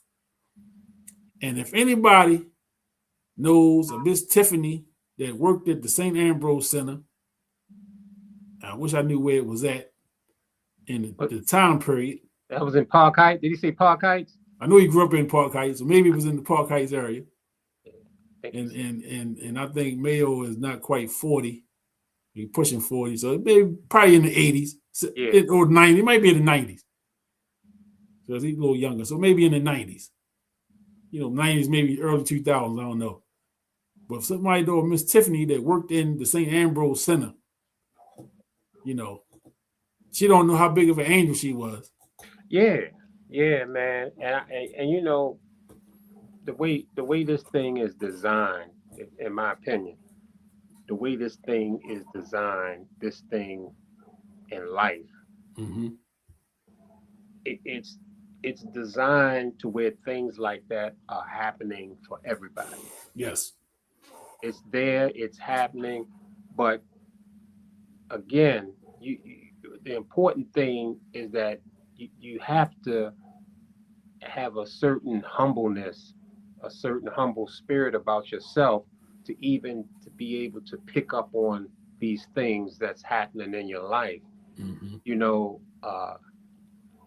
him going into that environment and Miss Tiffany and the tutor and him accepting, and the fact that he dealt with children and he was actually learning from the children, and the children was supporting him. His heart had to be a certain way to be able to feel that, to be able to get into that, to be able to go with it. Because if you they always talk about, you know, hard-hearted, you know, a heart of stone. A heart of stone ain't gonna deal with something like that. You know, so people have to be in a certain mindset, because you know, early in his life, you just mentioned, you know, he said somebody say, "Hey, what's up? How you doing?" And he hit him. You know, somebody greeting him. That's the way he was greeting them. He greeting them with a balled fist, and he ain't receiving nothing from anybody in that mindset. But for him to go into that school immediately, if he had any kind of anger with him, Tiffany took that away from him immediately. That was gone. Yeah, gone right away. So he was open. He looking for hugs or whatever, you know. And that's why scenarios like that really need to be studied and need to be broken down. It's so much that we can learn from situations like that. And the thing is that, like I say, we all have those situations in our lives, but are we picking up? Are we able to get the real story? Are we able to hear the real message that's in it? If we too into ourselves, we're not gonna hear it. If we too hard-hearted, we're not gonna hear it. It has to be that humble spirit that'll help you even detect those kind of messages. Indeed. And when those messages do present themselves like that, that message that came to him, or that thing that happened to him, nobody orchestrated that's on the earth. Mm-mm. There was no human person that orchestrated all of that to happen for him, but it happened. Yeah. Yep. Amazing. Yep. Amazing, man. Amazing. Again, great interview. Great conversation with my guy, man, Alphonso Mayo, man. And man, I'm definitely gonna have him back, man. And they're gonna try to mess me up with this email thing. want me to miss this. The devil be busy too. Devil be busy. Like what? Kenny said, you got another email address I can send it to? I said, heck yeah. Hey man. Wow. By any means. By any means. By any means necessary. We made it happen. You know, and again, he said something you had to hear. You know, he said he shared something you had to have heard it, because if not, you just say, you know what, I'm gonna take this week off. I'll see you next week. Right. You know what I mean? Yeah. Yeah. I said, man, I was sitting there fooling with it since about 2 minutes before 8. I'm on there. I couldn't get through. I said, man, this is crazy. Yeah. But yeah, it was that dude, man. He is something, man. No doubt about that. Yeah, we've been knocking it out with these guests. Yeah. Last few weeks, man. Mark Clark. Yeah. Evers Burns last week. Mayo. Dante Bright a few weeks ago. Homeboy on the bike riding to Richmond. Yeah, my guy Eric. Yeah. The Dadvocate. Yes. Man. Absolutely. And I'm working on something for next week. Mm-hmm. I don't want to put it out there yet. Don't. I gotta finalize it before I get it out there. But if I get that one, you know, that'll be pretty good heading into May. Mm-hmm. You know, heading into the month of May. You know, spring is in the air. You know, with spring one day, then it's a little fall like the next day. Yeah, a little touch of wintertime in the morning. That Baltimore weather, boy. They threw all kind of stuff at us. Yeah, we getting the gamut. Right. All within 24 hours. When you get a little of this, little of that. Right. Put your coat on, take your coat off, put your gloves on, put your hat on, you know, all that. You're getting it all in one day. And I ain't mad about it either. Nah, I ain't mad. I think that weather, you know, especially the environment that we in, I think it prepares us, man. Instead of, you know, being in a location where it's 80 degrees all the time. Yeah. Every day, you know. Yeah.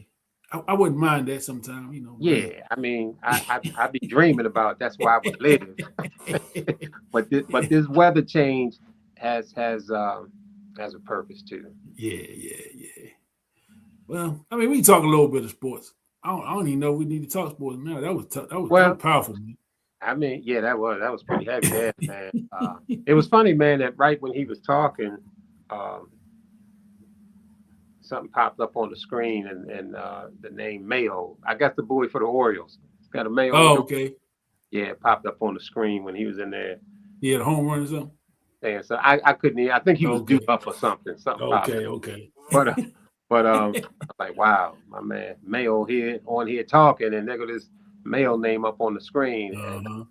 But I saw something come through that where apparently San Antonio playing tonight, but Wemby must have hit his head or something, and they say he wasn't going to return to the game based on concussion protocol. Man. Yeah, so that's heavy news there. So yeah, it's the first round of the NBA playoffs. I've watched a couple games. I haven't really tuned all the way in yet. I'm still kind of confused with the play-in. How that even works. I don't even know why it's necessary. I don't even know why it's necessary. Number one.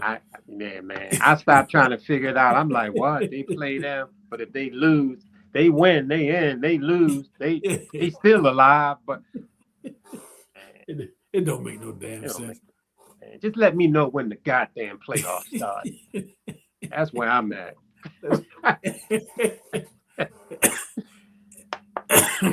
That's all that matters. You know, so we in the first round. You know, I watched a little bit of not OKC. I watched a little bit of Denver and Minnesota last night. Yeah, I think I fell asleep on that one. That was game 2. A late game. That was a late game, and I was working last night, so I didn't even see the first game.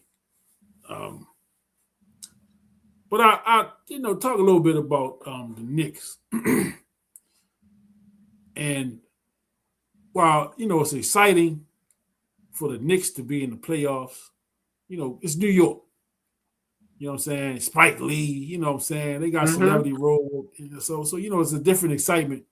Madison Square Garden. It's the Garden. When the Knicks are good, it's not a bad thing for basketball. Right. It's not a bad thing for the Knicks.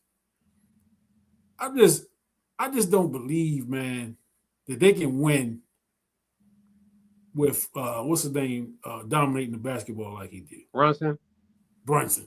Yeah. I just don't see that as I think they flow a lot better when he's not on the court. The ball moves, the offense seems to flow a lot better. Now he scores a lot. He's effective, but I just don't see that as a long range winning strategy. You know what I'm saying? And again, he's a big reason why they are in the playoffs since he was traded over, or since he signed over there as a free agent a couple of years ago. He was a big part of the turnaround for the franchise. So it's a catch-22. It's almost like they need a Phil Jackson to tell Michael Jordan, hey, you got to trust these guys. You got to pass the ball sometime, Michael. You know what I'm saying? And he's effective. He scores a lot, and he's effective in the way he plays. But just in my opinion, that's not a recipe for a championship. You know what I'm saying? And I said that for the last 2 years, just watching him, especially in the playoffs, where he kind of dribbled the air out the ball and trying to get something in the last, 7 to 8 seconds of the shot clock. And in the playoffs, it's just not conducive to winning. That's just my opinion. And I mean, and to your point, we can look and see. Basically, there's only one player throughout my journey of watching basketball, and I go way back, who can be a dominant scorer in the NBA, in the playoffs, in the finals, and still able to win, and that's Michael Jordan. Mm-hmm. Michael Jordan had that strong will where he will dominate you offensively, and he takes these teams and they win championships. Brunson, Harden. I mean, even when you go back into history, Jerry West averaged. I saw where Jerry West averaged 40 something. They ain't win nothing in the playoffs. These guys who averaged a lot. Wilt was averaging a lot of points, and he wasn't winning nothing. And Wilt didn't win until he started letting. He won one with the Philadelphia Warriors, and there were some other talented people around him that was doing a lot of the scoring. Wilt came down, didn't score all those points. He won with the Lakers when he wasn't really the man scoring all the points. It was spread out. Jerry West and some of them other guys was on the team. But Michael Jordan has been able to do that. That's why Michael Jordan, to me, is so special, is the fact that he's able to win the way that he want to win. And Brunson is incredible. We see what he do. It's some incredible thing. Kind of blows your mind when you see what he's able to do, but it doesn't get them to where they want to go. Yeah, and you named the list. You know what I mean? You talk about Harden, who has been fantastic in the regular season. Yeah. And just wasn't able to get it done in the playoffs. I don't think he ever got out the first round. George Gervin used to dominate the ball. They didn't get him anyway. They didn't get Tracy him. McGrady. Tracy McGrady. Allen Iverson. Right. You know, and Iverson was blessed enough to get to the finals the 1 year. Right. But I mean, again, you know, it just, to me, and I love great players. You know what I'm saying? And I don't take nothing away from a great player that's making it happen. Mm-hmm. But when you talk about championship basketball, and in the NBA, it's a playoff series, that is different than one night in Minnesota, the next night in Milwaukee, the next night in Dallas. Like, you know what I'm saying? It's not the same. It's you playing one team for 4 to 7 games. It's no way close. And, right. and there's a difference. The strategy is going to change every night. They got an opportunity to change up from one night to the next. Sure. You know what I'm saying? The opponent is not going to change, but the strategy can change. Mm-hmm. You know, you think about in series, we've heard players go back. You know, the Bulls play against the Lakers in their first championship run, and Magic is getting it done with Michael Gardner. You know, mm-hmm. So let's put Scotty on him. That now you're not going to stop Magic Johnson, you know, because he's Magic Johnson, but you putting a more defensive-minded player who's not carrying the offensive load. They take the load off Michael to let Michael score. Yes. Scotty going to affect Magic's game in a way. And the Bulls went on. And the Lakers only won the one game, right? That's it. Game one. Game one. one. They won game one, and then the Bulls game went on and swept the rest of the series. Yeah. Adjustments. You know, adjustments is what a series is all about. A series is about adjustments. And to me, a player like Brunson, as talented as he is, as gifted as he is, a team that the better coach team that makes those adjustments will beat the Knicks in the playoff series. And that's just how I see it. You know they lost game 2. Yeah. You know, and Atlanta. And it's in Atlanta. Like, you know what I'm saying? So, again, I like the Knicks. I would like to see, because when the Garden is rocking, it's a beautiful thing. You know, when you see Spike on that front row and he jumping around and he got his little gear on and he fanned out, man, it's a beautiful thing. Yeah. Yeah, it really is, man. But I don't know that this is conducive to winning the championship. Yeah, well, they definitely been coming up short. We'll see what happens to him this year. The big boy, I know he get his points. What's the center? Yeah, him. Hey, listen. This the podcast where we be talking about him, right, and that guy, right. But y'all know who we talking about. And usually somebody in the comments will throw the name in the comments like, yeah, y'all talking about such and such. Exactly. Yeah, thank you. Yeah, appreciate you. The Sports Mix family really helps us a lot. We talk about the big cat. Yeah. Big cat, yeah, him. But you know, but yeah, and you're right, man. You know, the fact that they are playing one another for 3, 4, 5, 6, 7 games straight.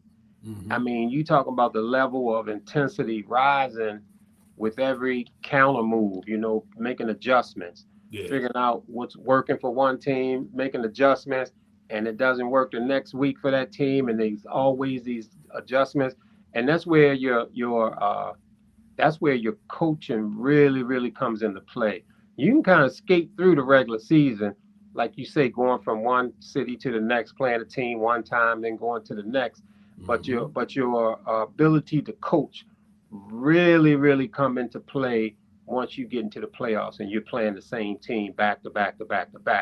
That's where the coaching come in, and that's where, you know, the great coaches, the Phil Jacksons, the Popoviches, these guys, man, they really make their name in the playoffs, and it gets to the point. It's so different, like you say, the regular season to the playoffs is different. I mean, it's vastly different.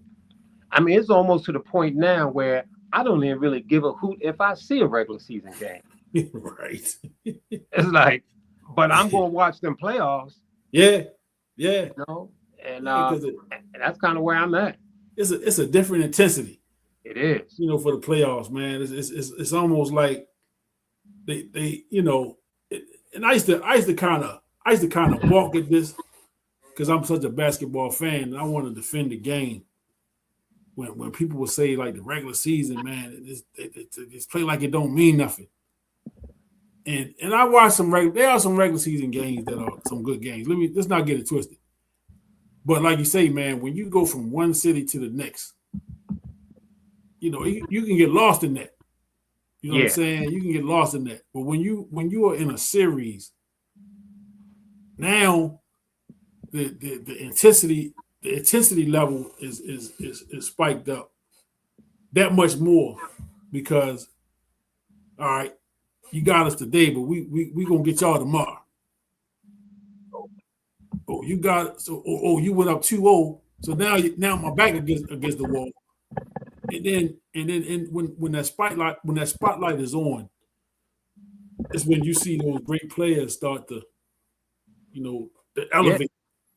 You know, you start to see them players, man, that, you know, when we need a bucket and they start to show you, all right, the pressure don't bother me. They needed me to get 35 tonight and I got 40. You know, and we had to have this win. You know what I'm saying? But you don't get that level of intensity. You're only gonna get that in the playoffs. Yeah. You know, you're only gonna get that in the playoffs. Absolutely. And so, you know, this is round 1 of the NBA playoffs. You know, so you know we'll be, you know, probably talking a little bit more about that as it goes on. Not going to dig too deep in it tonight, but I just definitely wanted to make the observation about the Knicks. As you know, I know you said they're down 0-2 now. No, I think they won game 1, but they lost game 2. Oh, so it's 1-1. It was 1-1, and they go back to Atlanta. Okay, all right, so it's 1-1. But again, I just watched Brunson, and I've been watching them for a couple of years, and I just kind of be like, this just is not conducive to championship basketball, in my opinion. You know, and if they go out and win the championship, I'll be the first one to come on and say, "Hey, I was wrong." Yeah, I was wrong. Yeah. But until they win one, I'm gonna stand on that. Well, I still think that, you know, that if they do win it, it's going to be a little different than what they've been doing. Yeah, for sure. Yeah, for sure. It'll be a little different. Yeah, yep. So the WNBA season is, I guess the young ladies are in training camp right now. You know, they had the draft about 2 weeks ago in the WNBA, and now with the new collective bargaining, they starting to dial out some of those big contracts. You know, you got your first millionaire players in the WNBA. You know, long overdue. Yes, in my opinion, long overdue for the ladies, man. I applaud them for standing their ground. You know, doing this collective bargaining, whatever you call it, the negotiations. Right. You know, going back and forth, and the league telling them they can't afford to play this, and you know, people throwing shots at the women, man, for demanding that they get paid. And again, man, these are professional athletes. You know, the WNBA wants to get to the reputation, just like the NBA, where they are the premier league for the greatest women's players in the world. You know, the NBA right now is the premier league for the greatest players worldwide. And it's the pool is so wide open in the NBA for where they're getting players from everywhere, all over the continent now. And so the NBA game is a worldwide game. The salaries in the NBA have been elevated for years now. You know, you might have had your first millionaire player in the NBA in the 80s, the early 80s. Mm-hmm. This is, you know, 30, 40 some years later. The WNBA has only been around since 1997, I believe. So they're going into year 30, well, 29, 30. And they just having their first millionaire player this year. You know what I'm saying? And you know, I know the structure is set up a certain way where they, you know, I don't know if they what the salary cap is for each team in the W, but just to see that they start to get some equal pay. And again, they don't play an 82 game season like the NBA. The season is not as long as the NBA season. So you're going to get paid comparable to the season that you play and all of that, which it makes sense. But at this point, the popularity of the women's game, the fact that they are now starting to get paid, so you're going to draw more women are going to want to stay here in the United States to play, where they don't have to go in the off season. They have to go play somewhere else during the off season to offset the money that they're not making. They can make a salary here, stay in America all year round. You're going to draw more women from all over the world to come to this league. Once the league is growing, they expand it. You know, they got a couple more new teams coming into the league. So the league is growing. You know, with growth is going to come more money.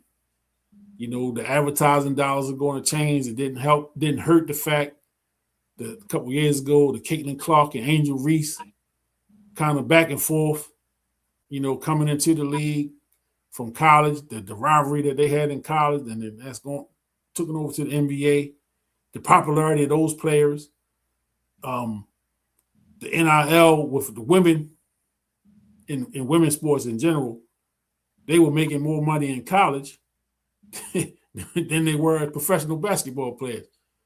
You know, so with that crop of women coming in, you know, the Angel Reeses and Caitlin Clark and all, those girls were already coming in millionaires. You know, based off of NIL and some of their popularity, they were able to capitalize on marketing and doing, you know, being pitch people and all those type of things. But now the league is compensating the women. You know, and everybody in the league not gonna make $1 million. So let's be clear about that. Right. You know, but the salaries is coming up to a point where, you know, the bottom salaries may be in a couple $100,000. You know, maybe, you know, low hundreds of thousands or whatever. And it'll eliminate the need for them to go to Portugal or Spain or Russia and somewhere and play during the off season. So, and a lot of people that I talk to prefer to watch the women's game, you know, over the NBA for whatever. Everybody had their own reason. You know, the women's game is a more fundamental game. I think, you know, they're not as athletic as men, but they play the game the right way. More times than not, they don't depend on athleticism to dominate. You know, they actually are skilled. You know, they shoot well, they can handle, good passing. You know, so you see a lot of good ball movement in the WNBA. They are physical, they're aggressive. You know what I'm saying? So it's not just like, you know, once upon a time it was tough watching women play. No offense to women that play basketball, but it wasn't as entertaining. It was only the top teams that you like to watch. And that was in college and in pro basketball. You know, you think back, the dominant college teams were fun to watch. The Tennessees of the world and the UConns, you know, when they were winning every year. USC back with Cheryl Miller and them, you know, they were fun to watch, but it was top heavy. You know, it was top heavy. So shout out to the ladies of the WNBA. Who was it that got that $1 million contract? There's quite a few of them that got them. Oh, they did? Okay. Yeah, quite a few of them getting them. But I know, damn it, here we go with these names again. Is Caitlin Clark one of them? I haven't seen her, but I'm sure she's going to get one. Yeah. And, you know, when it comes to a sport, just like the WNBA trying to move in and do its thing, and they weren't generating the fans that the NBA, the men were getting. It was packed arenas for the men. The women arenas weren't packed, half full, quarter full, things like that. So it's pretty tough to pay them top salary when they're not generating that kind of money. Yeah. And a lot of times, I mean, even when you look at the NBA, and I clearly remember the days when I was watching the finals and they used to come on tape delay. You had to wait till after the news went off and then they would show you the game. I watched the Bullets, play Seattle, or the Bullets playing Golden State, late at night. I was such a fan then, man, and I had to go to school in the morning, but I was up watching them games. Yeah. But then a couple of fellas named Larry Bird and Magic Johnson came into the league, and that changed the trajectory there. Yeah. And now here we are, a couple seasons past Clark and Reese, and now we talking $1 million for these girls. So, and in my opinion, make no mistake about it, we know that great rivalry between Boston, LA, and Magic and Bird and all of that. But the guy that had the most impact was Bird. He had more impact than Magic. And likewise in the WNBA, Caitlin Clark has more impact than Angel Reese. Now they both play a role. Reese and Magic played huge roles and they had their place. But don't get it twisted. The white player was the one who had the biggest impact and who they're going to fuel those players. So Caitlin Clark, man, has really done a number on this league, man, with her skill and everything that she brought to the table. So kudos, man, to the WNBA players for getting paid. And it is a great game to watch now. And if Caitlin Clark is on the floor, if Angel Reese is on the floor, I don't have a problem watching at all. Yeah, and absolutely. you did mention, I mean, back in the day, I was there when Cheryl Miller was out there with the twins on the team. The McGee twins. Yeah, the McGee twins, man. I was locked in, man. And that's why, for me, it was Cheryl Miller that put basketball on the map. Yeah. Women's basketball for me. And I was locked in watching it. And plus I had a thing for that one McGee twin. That was my Miss Tiffany for the basketball. She was Miss Tiffany to me. So I was pulling. I was pulling for USC, man. I was watching them, and so yeah, man. Kudos, man, to the WNBA. Yes, indeed. Ain't it amazing? What the things that'll get us locked in, right? As men, yeah, absolutely. Young boys and men. Absolutely. It don't take much. No. It don't take much, man. Not at all, man. Not at all. And as we heard earlier, it could be life altering. Life altering, man. Yes. If you harness that, because if you unharness, it could take you to a whole nother road. Yeah. And you see a lot of people take it wrong, man. A lot of times you see people link up with a woman. That's like the love of their life, and they find their Miss Tiffany. Next thing you know, man, they all over possessive, strangling the woman. Man, she can't do nothing. I mean, they done messed it all up. Miss Tiffany goddamn trying to ease out and run. So you got to be able to deal with it in the proper way.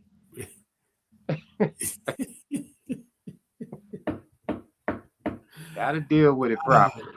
And if you missed the Miss Tiffany reference, you got to rewind the tape and go back to the beginning of the show to get that. Because it definitely has a point. There's a point to the whole Miss Tiffany. Miss Tiffany might become a regular on the show, and she don't even know it. For us. She don't even know it. She don't know. She don't know. Because we all have experienced Miss Tiffany moments. Who you telling?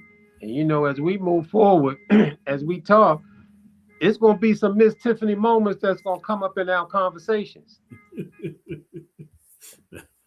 That's facts. Exactly. That's factual. You know. Absolutely. But yeah, so shout out to the ladies. Shout out to the ladies and yeah, absolutely, man. What would the world be without Miss Tiffany's running around? It'd be tough. It'd be tough, man. It'd be tough, man. The way my mind work, it'd be real tough. Yeah. Yeah. Yeah, exactly. Exactly. So it'd be real tough for me. Yeah. So okay. Thursday night, NFL draft is happening. Mm-hmm. And the NFL, again, I've said it here, man. NFL is king of all sports. They got the greatest marketing machine in all of sport. Yes. Kickoff ain't until after Labor Day. In a game that matters until after Labor Day is in September. This is April week. And we haven't really stopped talking about football since the football season's over. Exactly. There's always something, man. The NFL, man, has found out a way to stay. I mean, man, this last week it was big news, man, that Lamar Jackson showed up to the voluntary work. That was news. Yep. Big news. There's breaking news. Yeah. The Ravens facility, Lamar Jackson, and they had this. Did you see the slow motion him walking into the building? It was some guys already reporting that he didn't show up. Right. It was dogging him. Killing him. Destroying him. Unbelievable, man. Unbelievable. It is amazing to me. Unbelievable. How the NFL had just grabbed us by the kahunas. Yep. And just won't let go. They won't let go, man. I mean, they find a way to make news out of everything. I saw a video today. It's a quarterback competition in Cleveland. Shador and Deshaun Watson was, taking turns, man, throwing passes. Right. Is it a competition? Like, you know what I'm saying? What's really going on in Cleveland? Is Deshaun Watson, is he going to be there? Right. Are they going to hold on to him? Are they going to trade him? What's going to happen? Because it hadn't been good since he got there. Right. And he came there under some some pretty handsy circumstances. Yeah, handsies is right. For sure. You know what I'm saying? So that was pre-Diddy. Pre-Diddy. How about that? Pre-Diddy, not P. Diddy. Not P. Diddy. Pre-Diddy. Right. Yeah. And you'd have thunk. Right. You'd have thunk that goddamn Justin Tucker would have learned. Yeah. I don't understand that. I don't understand that, man. Hey, Justin, you didn't see all that Deshaun Watson went through? Come on, man. And you gonna pull the same thing?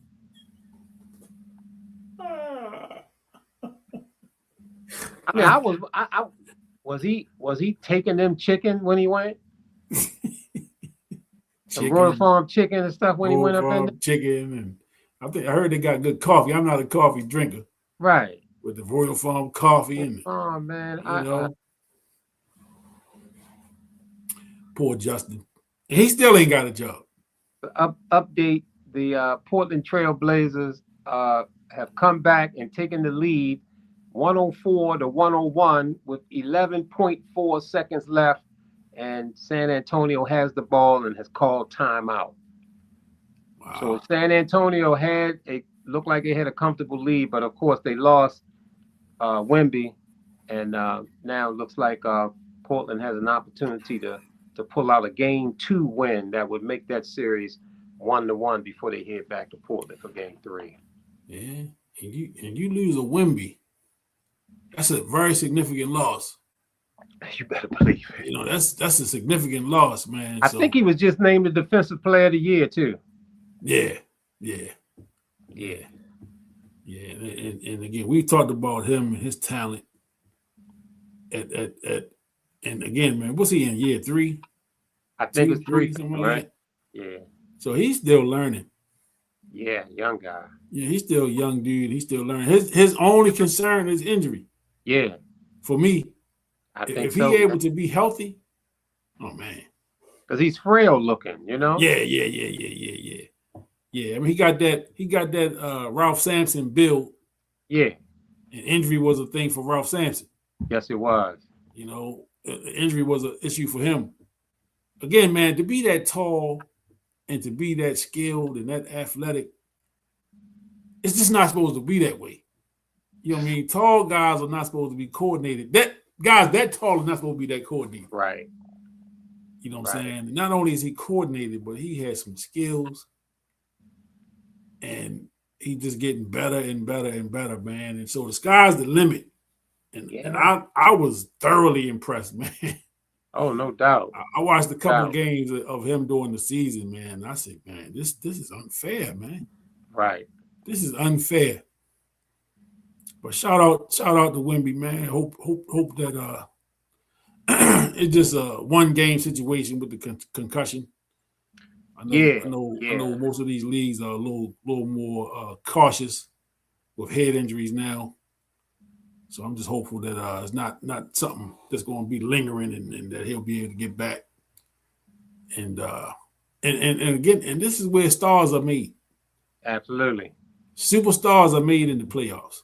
Better believe it. You know, when the lights are the brightest, this is when the opportunity to step out. You can be a bad mofo all during the regular season, James Harden. But if you ain't carrying that thing through the playoffs,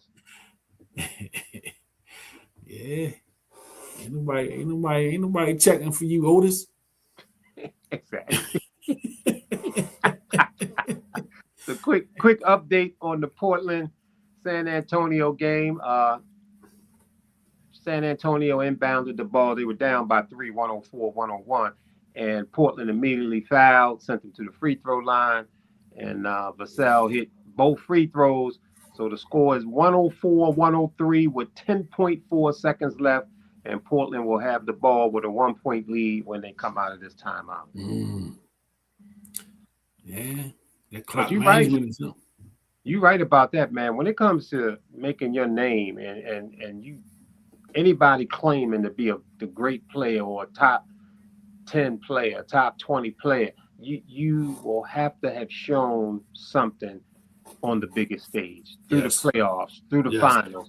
If you ain't do it there, I'm sorry. You're not going to be considered in my top 5 or top 10. You gotta do something in them finals, man, because we know, as we talked about a little while ago, how much the intensity of the game changed, how much the back and forth, the strategy, playing each other back and forth.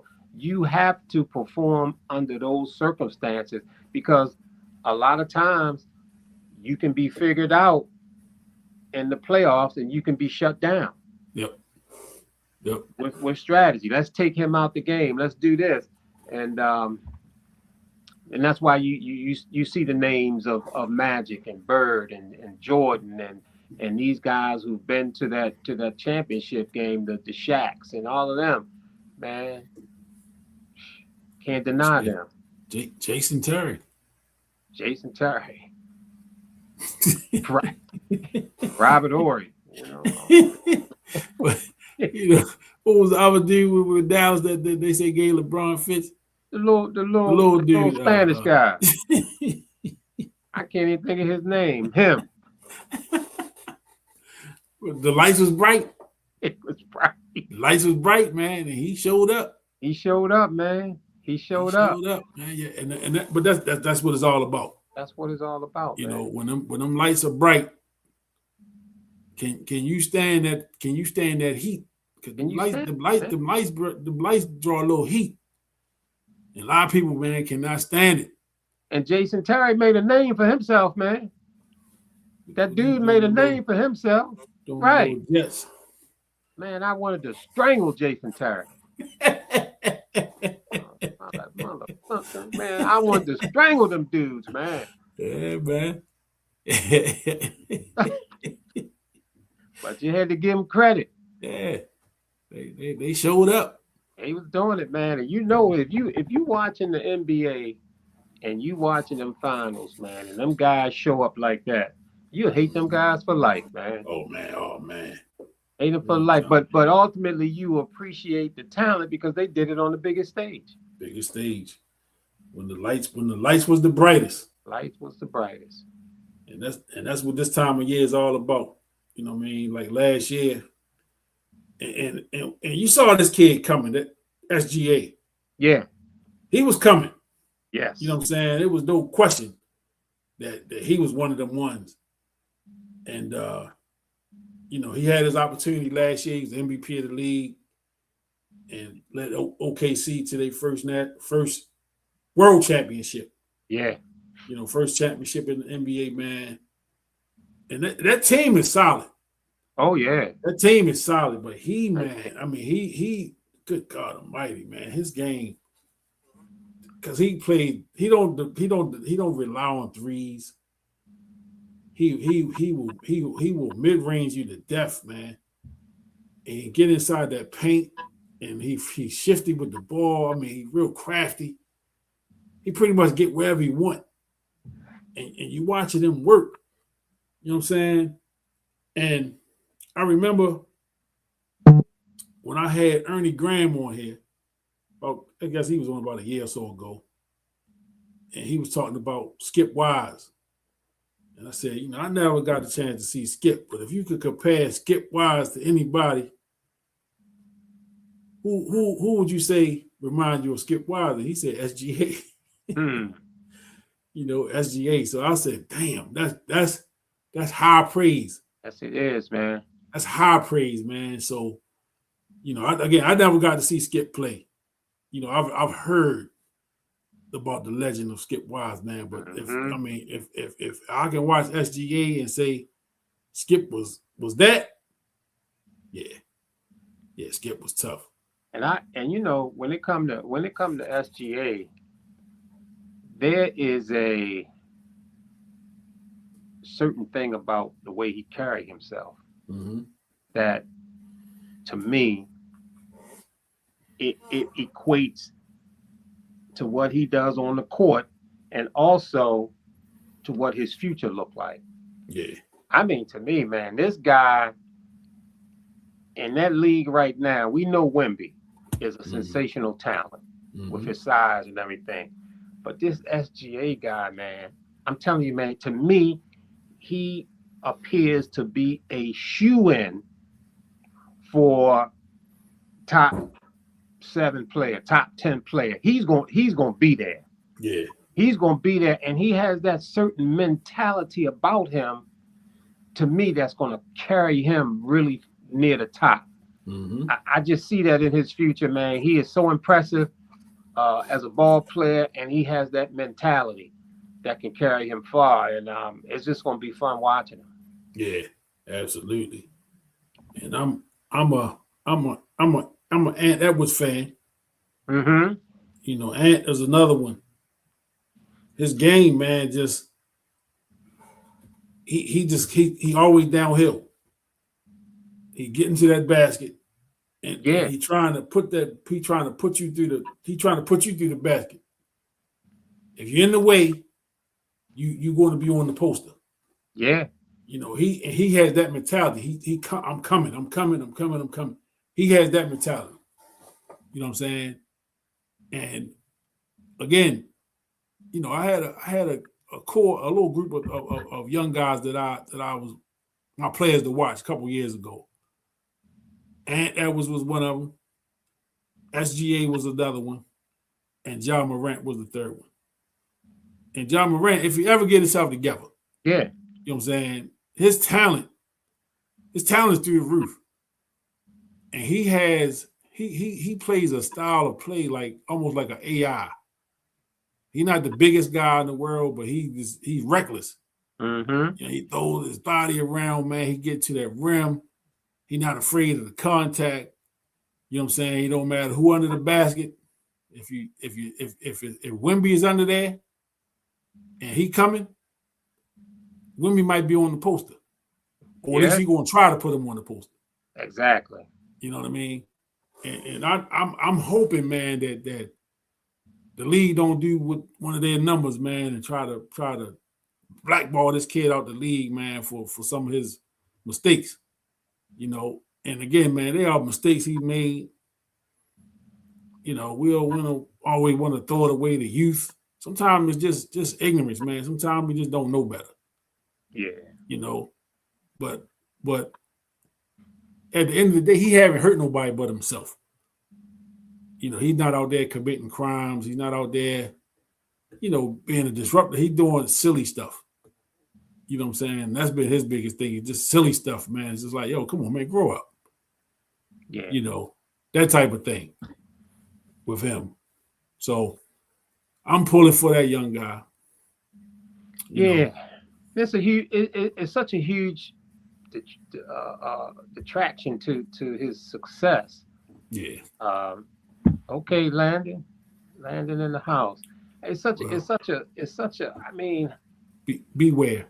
It was all beware. It was all good, man. It was all good about Morant, man. We loved him. We, like you said, that's a great comparison. He does have that AI flavor with him, you know, for sure. And it is a distraction, man. And when it comes to being great, the less distractions you have, the better off you'll be. I mean, everybody's gonna go through life and deal with things, man. But if you can focus on what you're trying to do, and you know, Michael had laser focus, Kobe had laser focus. You know, some of these other guys, if their focus was low, you know, say like a Shaq, for instance. If Shaq's focus was a little bit more in tune, you know, maybe he would have stayed in a little bit better shape, and you know, maybe his career could have been prolonged a little bit more, stuff like that, and it makes a difference. And I mean, even Ant, we look at his talent, we look at his talent, and then I be hearing all this stuff about baby mamas and all this kind of stuff, you know, those kind of things can you know, take away from it. Don't always have to be that way, but being considered a GOAT is going to take a lot of commitment and laser focus. Yeah, and it's the difference in between a Michael Jordan, a Kobe Bryant, and some of these other guys when they see a Miss Tiffany. Yeah, you know. And Miss Tiffany can either be a distraction, right, or a blessing. Yes, you know, and in some cases, she is a distraction. Yeah, you know, and then there are others where, hey, that's Miss Tiffany's, you know, and that's why, you know, I think it plays. It's been such a blessing for LeBron James that he met Miss Tiffany a long time ago. Oh, Savannah. Right. And that has a lot to do with his success. He ain't really had to run around and deal, you know, with women, because I don't even really think he got that kind of game to deal with women. Right. I don't even think that's up in him. He'd been all messed up. He probably been out the league by now. Yeah. You know, so thank goodness that he already had his Miss Tiffany. Yeah. You know. Yeah. You know, Kobe needed to get that out the way. To get his Miss Tiffany, get it out the way so he can, somebody that understand that, you know, she might be calling them to bed. Come on, Kobe, come get this, man. Come on, take care of this. No, baby, I'm going to the gym. Right. He wanted to get his Miss Tiffany out the way, that she understand what's going on.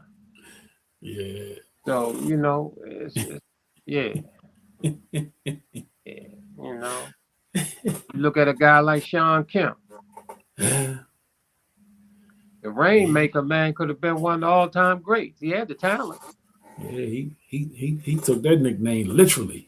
Man. He was raining all over the place. Yes, he was, man. He had a whole bunch of women wet, didn't he? understand. They ain't know that's how he got his name. Yeah, he laid on law from state to state. He did the Run DMC shit. Exactly. Hey. Yeah. Yeah. Well, hey, you know, it's the American way, brother. Yeah. It's the American way, man. The American way. And we can look inside our own lives and understand the impact of Miss Tiffany. Yeah, Miss Tiffany's something. Yeah. You know, she's something. But I had to, you gotta refocus sometime. You know what I mean? We gotta see that, hey, this wasn't that Miss Tiffany. Right. You know what I mean? She was the other Miss Tiffany. Mm-hmm. So, but yeah, we're ready to wrap it up in a few. See, LeBron done cut all his hair off. He still got that little fuzzy patch up the front there where he tried to grow it back. I don't know, man. Did the Spurs win? I mean, who won that game? The Spurs lost. Spurs lost. Okay. Portland won, so they 1-1. Get ready to go back to Portland for Game 3, and Houston and the Lakers are on now. Is KD playing tonight? I know he didn't play. KD is playing tonight. Who about Luka? Not playing Game 1, but Luka and what's the other white boy on the team? Reeves. They out. Both of them are out. So 5-5 right now. Now KD playing should help. Yeah, I saw Game 1, and they missed KD badly in Game 1. Oh yeah, they sure especially did. Down the stretch. Yeah, for sure. They didn't have that guy. That can go get a bucket. So yeah, KD should help tonight. Yeah, I think so. I'll probably fall asleep watching it, but yeah, well, you know what you got to do. Yeah. Right. So any thoughts on what the Ravens will do with that first pick? Man, I don't know, and I haven't really been giving it a lot of thought because they could go different ways. I mean, they did sign Hendrickson as an edge rusher, so maybe they don't go for the edge rusher because they signed him. At one point they was talking about a defensive tackle, but maybe they won't go for a defensive tackle because it looks like Matabike might be back. Yeah. From the chatter that I've been hearing. So so I'm not sure. Maybe they'll go to oh boy. Where he be coming up with this stuff, man? I'm serious, man. Oh boy. I tell you, boy. I tell you, when he hit us with his favorite podcasters, I said, beware. That was just a little jab. You knew the overhand right was coming. You see, he had the fist on there. I'm gonna give y'all the fist bump. Yeah, this the jab.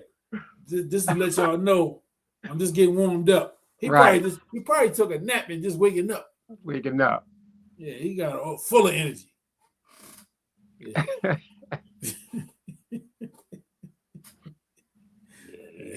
Man.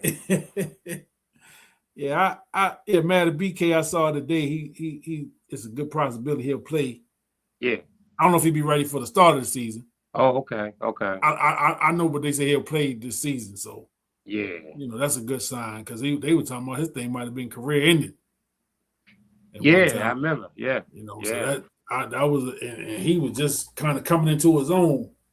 They had a big year 2 years ago, and then had a big contract. So they was expecting big things from him last year, and then he got hurt. And that kind of derailed that. Then not only was he hurt, but they talking about this could be it. Yeah, you talking about a neck injury. Yeah. Serious stuff. Man. I don't know, man. We'll see. And that's Thursday, right? Thursday night, yeah. Night. In prime time. Prime time. NFL, like you say. Yeah, man. NFL just finds a way to They know how to stay relevant. make that money. Yep. The sports mix gonna be like that at some point. Y'all gonna be like, damn, that sports mix everywhere. We're on our way. You know, they talking about that, man. They every time I turn around, sports mix, something. Yeah. Right. Sports mix is coming. So yeah, so I guess when we get back here next week, well, ain't no guessing. We'll know. The draft is what? The draft usually be over by Saturday? Be like 3 days? Yeah, I think about 3 days. Yeah, so the draft will be over by Saturday evening, I guess. Well, plenty to talk about. Yeah, plenty to talk about. Ravens wise, anyway. All Ravens next week. But I'm working on some guests, so right. That might supersede. If I get the guests that I want, it's gonna supersede the draft, and you might have to hear about the draft at another time. Yeah. You know. Or if you can massage the time or something. Yeah. Any kind of way. Yeah. Put it pop in early for 20 minutes, 15 minutes or something to get the draft talk in before the guests or something, you know. With some possibilities. Yeah, we figure it out. But you know, this is another powerful episode, man. Just shout out to my guy Alphonso Mayo. Yeah. You know, if y'all have not seen or heard or purchased the book, and go to any of the platforms, man, where you buy your literature. The book is called The Promise. Alphonso Mayo is the author, man. I got his websites at the bottom of the screen there. AlphonsoMayo.me and mentoringmentors.org. And it's a hyphen between mentoring and mentors. Man, go to those sites, man. Support this brother, his movement, man. Powerful young fella, man. Just doing great things in the community. And he got a great story, man. You read his book, man, and again, man, people that come from those circumstances are not supposed to make it. They are not supposed to make it. They're supposed to be the statistics. Those are the people that, you know, your politicians are talking about in not so glowing terms. You know what I'm saying? He made it against all odds, man. Against all odds, he made it. So he was here this evening, man. Just again, man, set the tone right out the gate, man. Just a great conversation with him. Get to know his story, man. Again, if you purchase the book, support his movement, you know, just whatever you can do to help, man. It's all great, greatly appreciated. But we wrap this episode up. Another strong episode, man. Again, you know, always. This worked the last time. Yeah, I know we do a lot of talking, you know, and in the air there's always that goat talk, you know. You know, but you know, tomorrow I will be going to see the goat of all goats. Okay. You know it. You know. Is that tomorrow? Yeah, I think it's a pre. I don't know. This might be one of the early viewings. Okay. You know, that you can see, and you know, when it came to Mike Jackson, you know, I didn't mess around. Yeah. I didn't mess around, and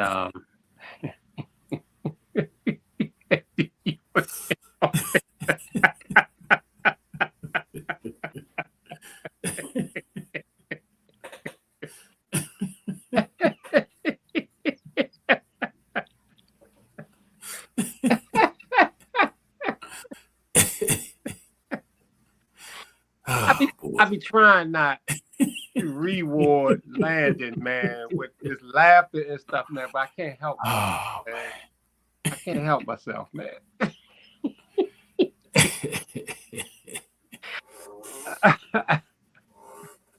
Thank God he ain't at a laptop where he can he can get it off a little quicker. He on his phone, I'm sure. You know. But yeah, man, I'm going to see the Michael Jackson movie. I think it's simply entitled Michael. Yeah. Yeah, and so I'm going there to see Jafar Jermaine's son play the role of Michael, and you know, like I say, when it came to Michael, I didn't mess around. you,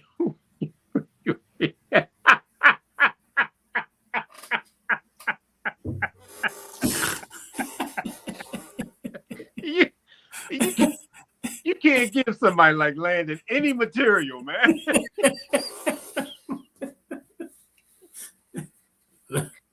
Can't give that man no material. Oh man. When I go, I want to make sure my phone is charged fully because I want to be taking some footage of these fools coming in there with their gloves on. Yeah. The beaded jacket, the Thriller jacket. Yes. It's definitely gonna be a show. It's gonna be a show. It's gonna be a show for sure. I know. It's gonna be some moonwalking going on. Oh man, the theaters are gonna be. You know what? It might be wise just to hang around the theaters this weekend. Yeah, just to see some of that because they definitely coming in there. They coming in there. You know, Michael is gonna be in the building. Michael, whether we believe it is him or not. Right. Michael's gonna be in there. Right. And again, man, it just goes to show you, you know, the impact that this brother had, man. Oh yeah.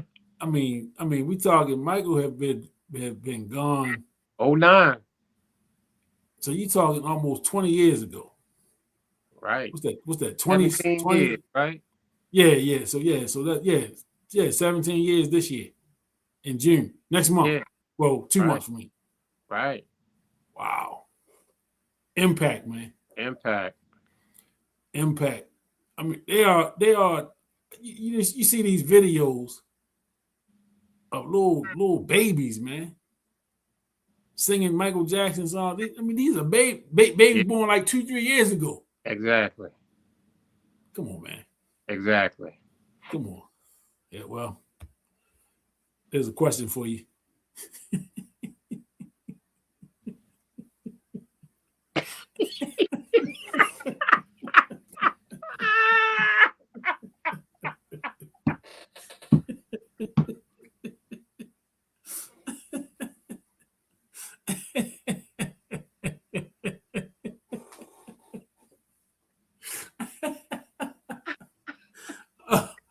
Oh my goodness.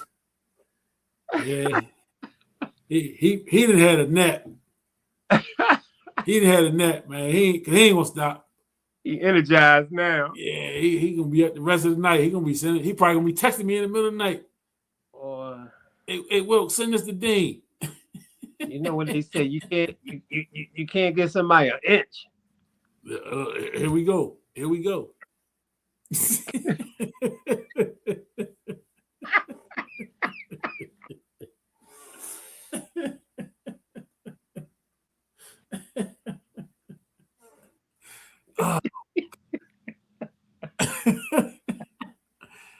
Oh man.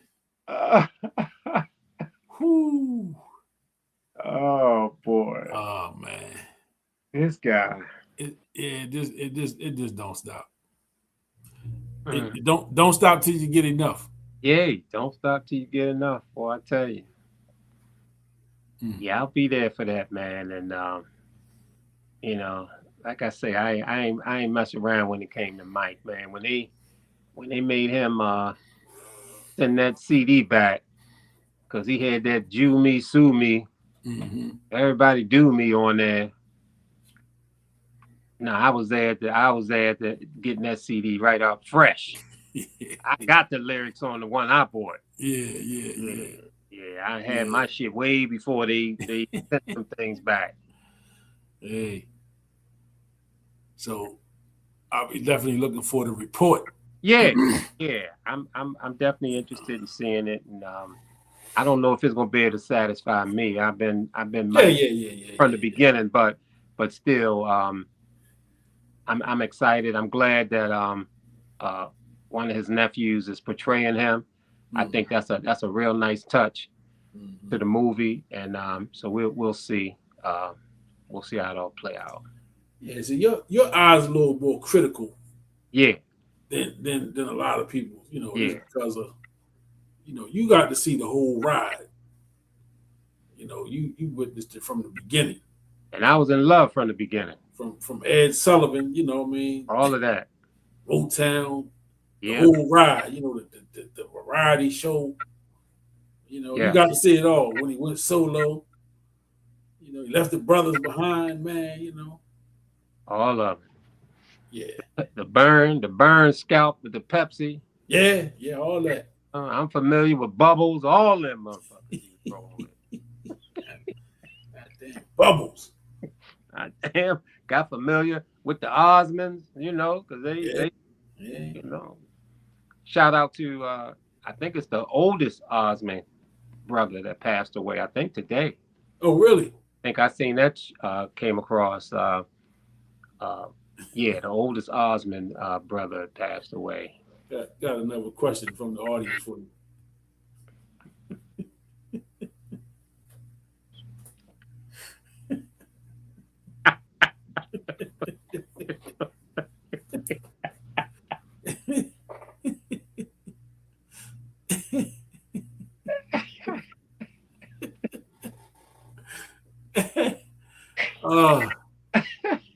Oh boy,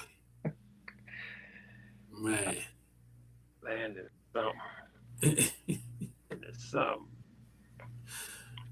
Oh man, The Thriller video. After the movie for the moviegoers. this guy, man.